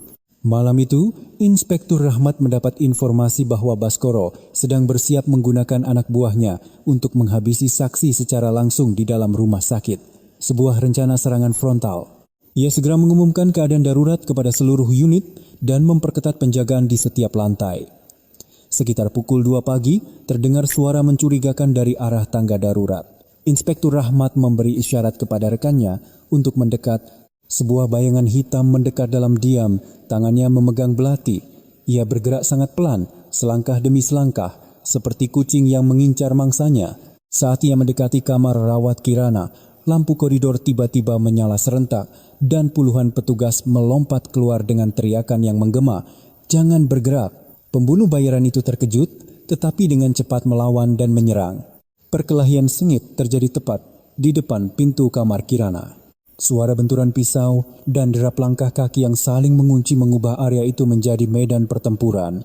Akhirnya, ia berhasil dilumpuhkan, wajahnya ditekan ke lantai, keringat mengalir deras. Saat digeledah, di sakunya ditemukan foto Kirana dan Putri Wulandari dengan tanda silang merah.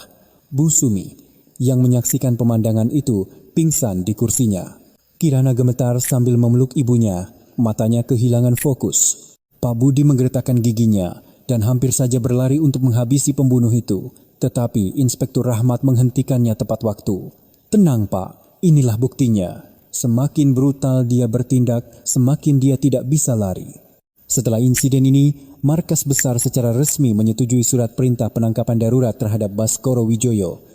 Namun, Inspektur Rahmat tahu bahwa menyentuhnya sama seperti menyenggol sarang lebah. Baskoro pasti akan melawan dengan ganas.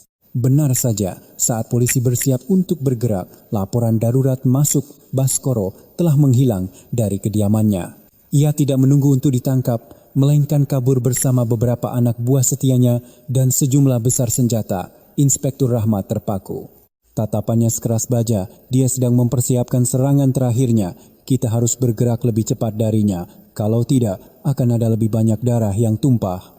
Di kamar rawat, Kirana mendengar Baskoro kabur, seluruh tubuhnya gemetar, tetapi matanya menunjukkan kekuatan. "Pak Inspektur, jika dia mau melawan, saya juga tidak takut lagi. Asalkan keadilan bisa ditegakkan, saya rela menghadapinya."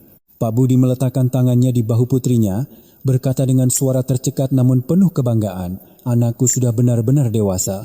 Di luar, petir menyambar dan angin bertiup kencang. Badai yang sesungguhnya telah tiba. Dan pertempuran terakhir antara kegelapan dan cahaya, antara kejahatan dan keadilan sudah di depan mata. Badai malam itu berlanjut hingga keesokan paginya. Sebelum hujan reda dan matahari terbit di langit kelabu, kabar buruk datang. Baskoro Wijoyo telah melarikan diri. Ia menghilang dari rumah mewahnya bersama beberapa anak buah setia dan sejumlah besar uang tunai. Berita itu menyebar seperti bom, membuat seluruh tim investigasi berada dalam ketegangan tingkat tinggi. Inspektur Rahmat hampir tidak tidur semalaman. Ketika menerima laporan bahwa Baskoro kabur, ia memukul meja dengan keras dan berkata dengan tatapan penuh tekad, dia akan mengamuk karena sudah tidak punya jalan keluar. Sekarang, dia bukan hanya melarikan diri, dia ingin balas dendam pada mereka yang telah menjatuhkannya. Keluarga Kirana adalah target pertamanya. Kalimat itu membuat suasana di kamar rawat semakin mencekam. Bu Sumi gemetar sambil memeluk putrinya, matanya berkaca-kaca. "Ya Tuhan, dia kabur. Lalu siapa lagi yang bisa melindungi anakku?" Kirana menggigit bibirnya erat-erat, wajahnya pucat, tetapi matanya bersinar dengan aneh. Ia menggelengkan kepala perlahan dan berkata, "Ibu, aku tidak takut lagi." Semakin dia mengamuk, itu justru membuktikan bahwa dia sudah kalah. Pak Budi menggenggam erat tangan putrinya dan berkata dengan suara serak, "Tapi nak, binatang buas yang terpojok justru lebih berbahaya. Seharusnya dia lari saja jauh-jauh dan tidak pernah kembali untuk menyakitimu lagi." Inspektur Rahmat menatap ketiga orang itu, hatinya terasa sakit. Ia tahu Keluarga ini terlalu kecil dan lemah untuk melawan kekuatan sebesar itu, tetapi justru karena itulah tekadnya semakin kuat. Sementara itu, Baskoro bersembunyi di sebuah motel tua di pinggiran kota. Ia terduduk lemas di kursi. Matanya yang merah karena tidak tidur, tangannya yang gemetar karena amarah memegang segelas minuman keras. Hendro, tangan kanannya yang setia, mendekat dan berkata dengan cemas, "Bos, sekarang media, polisi, bahkan netizen semua membicarakan bos. Kita harus segera kabur ke luar negeri." Baskoro membanting gelasnya ke meja. Minuman keras tumpah kemana-mana. "Diam, aku tidak akan pergi kemana-mana. Kalau aku lari, itu artinya aku mengakui kesalahanku. Tidak, aku akan membuat mereka membayar. Gadis bernama Kirana itu. Akan kubuat dia tidak bisa bicara lagi di pengadilan." Matanya menunjukkan kekejaman.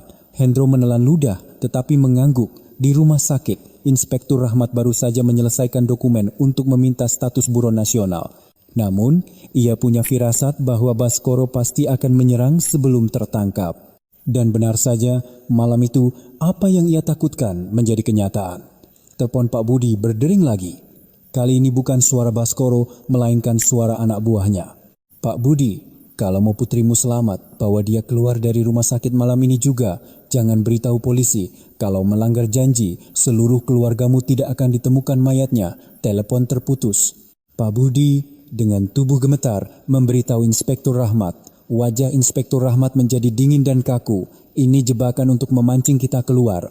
Dia sudah putus asa dan ingin melakukan serangan terakhir. Bu Sumi mendengar itu ambruk. "Ya Tuhan, dia tidak akan membiarkan putriku tenang."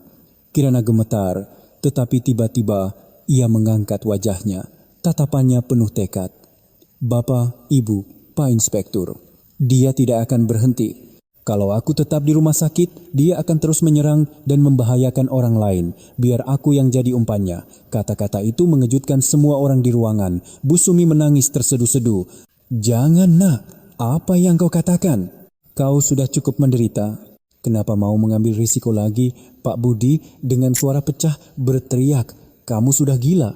Bapak lebih baik mati daripada melihatmu jatuh ke tangan mereka lagi." Inspektur Rahmat menatap Kirana dengan dalam. Ia tidak hanya melihat ketakutan, tetapi juga api perlawanan di matanya. Ia berkata perlahan, ide yang berbahaya, tapi bisa menjadi kesempatan. Fakta bahwa dia yang menghubungi kita lebih dulu membuktikan dia masih ada di sekitar sini.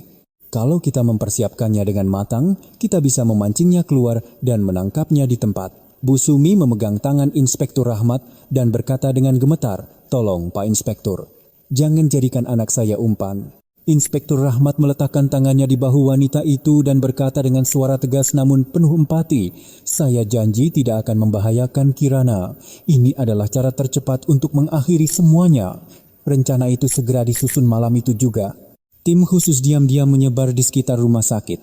Kirana akan berpura-pura bahwa keluarganya menyetujui permintaan Baskoro dan keluar dari pintu belakang. Sebuah alat pelacak dan perekam mini dipasang di tubuhnya. Sebelum operasi dimulai, Bu Sumi memeluk putrinya dan terisak, "Kirana, tolong jangan pergi, ibu takut sekali." Kirana menyeka air mata ibunya dan berbisik pelan, "Aku harus pergi, Bu. Kalau bukan aku, dia akan menyakiti lebih banyak orang. Aku tidak mau ada gadis lain yang menderita sepertiku." Pak Budi memegang erat bahu putrinya, matanya merah menyala. "Bapak percaya padamu, tapi kau harus janji kembali hidup-hidup. Apapun yang terjadi, kau harus kembali." Kirana mengangguk dengan tatapan tegas. Di tengah malam yang pekat, sebuah ambulans samaran masuk ke pintu belakang rumah sakit. Kirana mengenakan mantel longgar dan topi untuk menutupi wajahnya, dipapah masuk ke mobil seperti pasien. Inspektur Rahmat dan 2 petugas menemaninya, sementara tim lain diam-diam mengikuti dari belakang. Mobil itu melaju di jalanan yang sepi, cahaya lampu jalan yang samar menyinari aspal yang basah. Jantung Kirana berdebar kencang, tangannya dingin, tetapi ia mengepalkan tinjunya, mencoba meyakinkan dirinya untuk tetap kuat. Sekitar 30 menit kemudian, telepon di dalam mobil berdering. Suara dingin Baskoro menggema. "Bagus, bawa dia ke gudang tua di pinggiran kota. Aku menunggu di sana." Mendengar suaranya, seluruh tubuh Kirana gemetar, tetapi Inspektur Rahmat dengan ringan menepuk bahunya, memberi isyarat untuk tenang.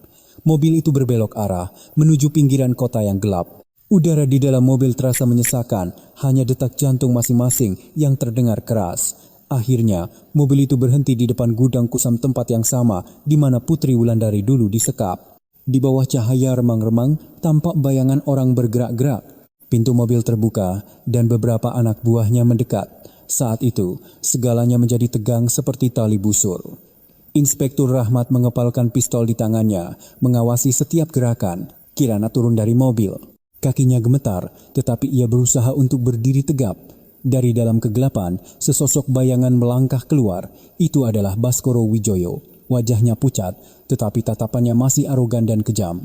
Ia tersenyum dingin, suaranya menggema, "Hebat juga kau, Kirana. Kukira kau akan mati ketakutan, tapi baguslah, karena malam ini akan menjadi malam terakhir kau melihat langit." Udara seolah berhenti selama beberapa detik. Inspektur Rahmat meletakkan jarinya di pelatuk pistol, memberi isyarat kepada rekan-rekannya untuk bersiap. Konfrontasi terakhir antara hidup dan mati dimulai. Di depan gudang lembab di pinggiran kota, udara terasa begitu berat dan menyesakkan. Kirana berhadapan langsung dengan Baskoro Wijoyo. Kakinya gemetar, tetapi tatapannya tidak lagi hanya menunjukkan rasa takut, melainkan juga tekad kuat dari seseorang yang telah melewati neraka. Di sampingnya, Inspektur Rahmat dan rekan-rekannya mempersempit kepungan. Pistol di tangan mereka sedikit bergetar karena tegang. Baskoro melangkah keluar dari kegelapan. Pakaiannya masih rapi, tetapi wajahnya pucat pasi dan kedua matanya merah menyala seperti binatang buas yang terpojok. Ia tertawa mengejek, suaranya terdengar serak, "Hebat sekali. Beraninya kau memojokkanku sampai sejauh ini. Baiklah, akan kutunjukkan dengan jelas apa akibatnya jika berani melawanku, Baskoro Wijoyo." Kirana mendengar kata-kata itu, jantungnya berdebar kencang, tetapi ia menahan air matanya dan menjawab dengan suara bergetar namun tegas, "Saya tidak tahu dengan orang lain, tapi Anda tidak akan bisa mengancam saya lagi. Anda adalah seorang penjahat dan Anda akan menerima hukuman." Baskoro tertawa terbahak-bahak, suara tawanya menggema di gudang yang gelap. Ia mengeluarkan pisau berkilauan dari sakunya. Bilahnya memantulkan cahaya samar. "Hah, apa artinya hukum bagiku? Aku punya uang, aku punya kekuasaan, tidak ada yang tidak bisa kulakukan. Gadis kecil, kau hanyalah salah satu dari puluhan orang yang pernah kulewati. Kau pikir kau berbeda." Kata-katanya menusuk hati Kirana seperti pisau. Wajahnya menjadi pucat, tetapi bayangan gadis-gadis tak berdosa lainnya terlintas di kepalanya. Putri yang baru saja diselamatkan, dan gadis-gadis malang lainnya. Semua itu memberinya kekuatan. Ia mengepalkan tinjunya dan menjawab dengan jelas, "Bedanya adalah, hari ini Anda tidak akan bisa lari lagi." Tepat pada saat itu, Inspektur Rahmat berteriak keras, "Tangkap dia!" Teriakan itu menggema dan tim khusus menyerbu masuk. Baskoro menggeram, mengayunkan pisaunya dan menyerang Kirana. Di saat genting itu Pak Budi, sang ayah yang telah menderita berhari-hari, melompat ke depan untuk melindungi putrinya. Cahaya pisau berkilat, bilahnya merobek pakaiannya dan meninggalkan luka gores yang panjang. Pak Budi berteriak dengan mata menyala, "Jangan sentuh putriku!" Seketika, Inspektur Rahmat dan rekan-rekannya berlari dan menaklukkan Baskoro. Perkelahian sengit terjadi, Baskoro melawan dengan membabi buta, matanya merah penuh keputusasaan. Namun, ia tidak tahu bahwa ada tim lain yang sudah mengepung dari luar. Hanya dalam beberapa menit, ia ditekan ke lantai yang dingin. Borgol mengunci pergelangan tangannya dengan erat. Hendro, tangan kanannya yang setia, juga ditangkap. Ia gemetar ketakutan, keganasannya saat mengikuti Baskoro hilang tak berbekas. Gudang itu menjadi hening, hanya terdengar napas yang terengah-engah dan suara hujan di luar. Kirana ambruk, air matanya jatuh satu persatu. Ia menatap Baskoro yang terborgol.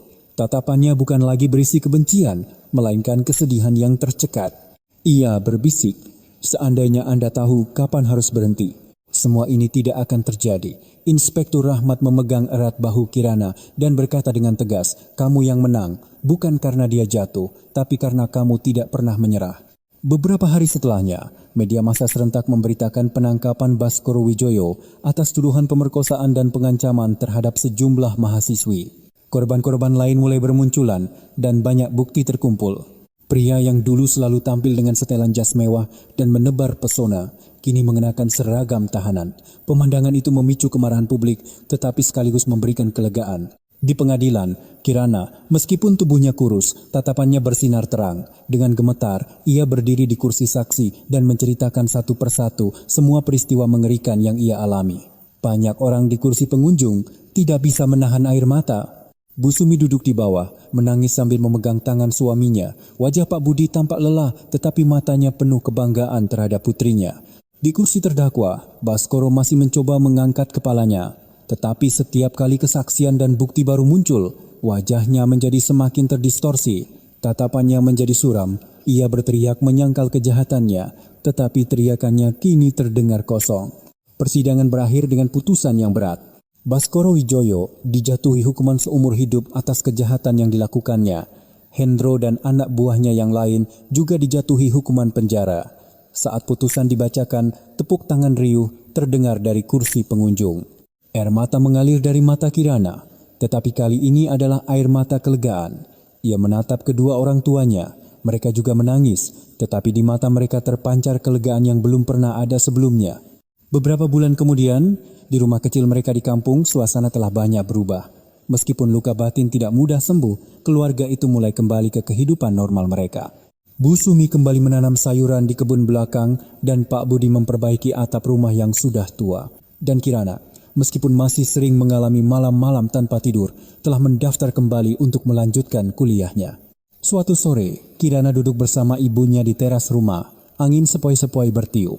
Ia berkata pelan, "Ibu, aku akan melanjutkan kuliah. Aku ingin di masa depan nanti bisa menjadi orang yang melindungi gadis-gadis sepertiku, agar tidak ada lagi yang mengalami hal seperti itu." Bu Sumi memeluk putrinya, menangis dan berkata dengan suara bergetar, "Anak ibu sudah benar-benar dewasa." Pak Budi yang berada di dekatnya, matanya memerah tetapi wajahnya tersenyum cerah. "Bapa dan Ibu bangga padamu." Inspektur Rahmat juga datang mengunjungi mereka. Sambil minum teh, ia berkata dengan tatapan teduh, "Kirana, kamu telah berjalan keluar dari kegelapan menuju cahaya. Ingatlah, yang penting bukanlah penderitaan itu sendiri, melainkan bagaimana kita mengubah penderitaan itu menjadi kekuatan." Kirana, dengan mata berbinar, mengangguk. Kisah ini ditutup bukan hanya dengan hukuman bagi si penjahat, tetapi juga dengan pelajaran yang mengharukan. Uang dan kekuasaan bisa menutupi kebenaran untuk sementara, tetapi tidak selamanya. Cahaya keadilan akhirnya menang. Keluarga Kirana, meskipun terluka parah, berhasil berdiri tegak bersama. Cinta orang tua, keberanian seorang putri, dan kegigihan orang-orang yang berjuang demi keadilan, semua itu memberikan akhir yang manusiawi pada hari-hari yang kelam. Di luar teras, matahari senja menyinari kebun sayuran yang baru tumbuh dengan cahaya keemasan. Kirana mengangkat wajahnya dan menarik napas dalam-dalam. Ia tahu masa lalu tidak bisa dihapus, tetapi masa depan terbentang luas di hadapannya dan ia akan melangkah maju dengan lebih tegar dari sebelumnya. Terima kasih telah menyaksikan kanal Cerita Nusantara hari ini. Jika kisah ini menyentuh hati Anda, mohon dukung kami dengan berlangganan, menyukai, dan memberikan komentar. Itu akan menjadi kekuatan besar bagi kami untuk terus menyajikan cerita-cerita yang lebih baik.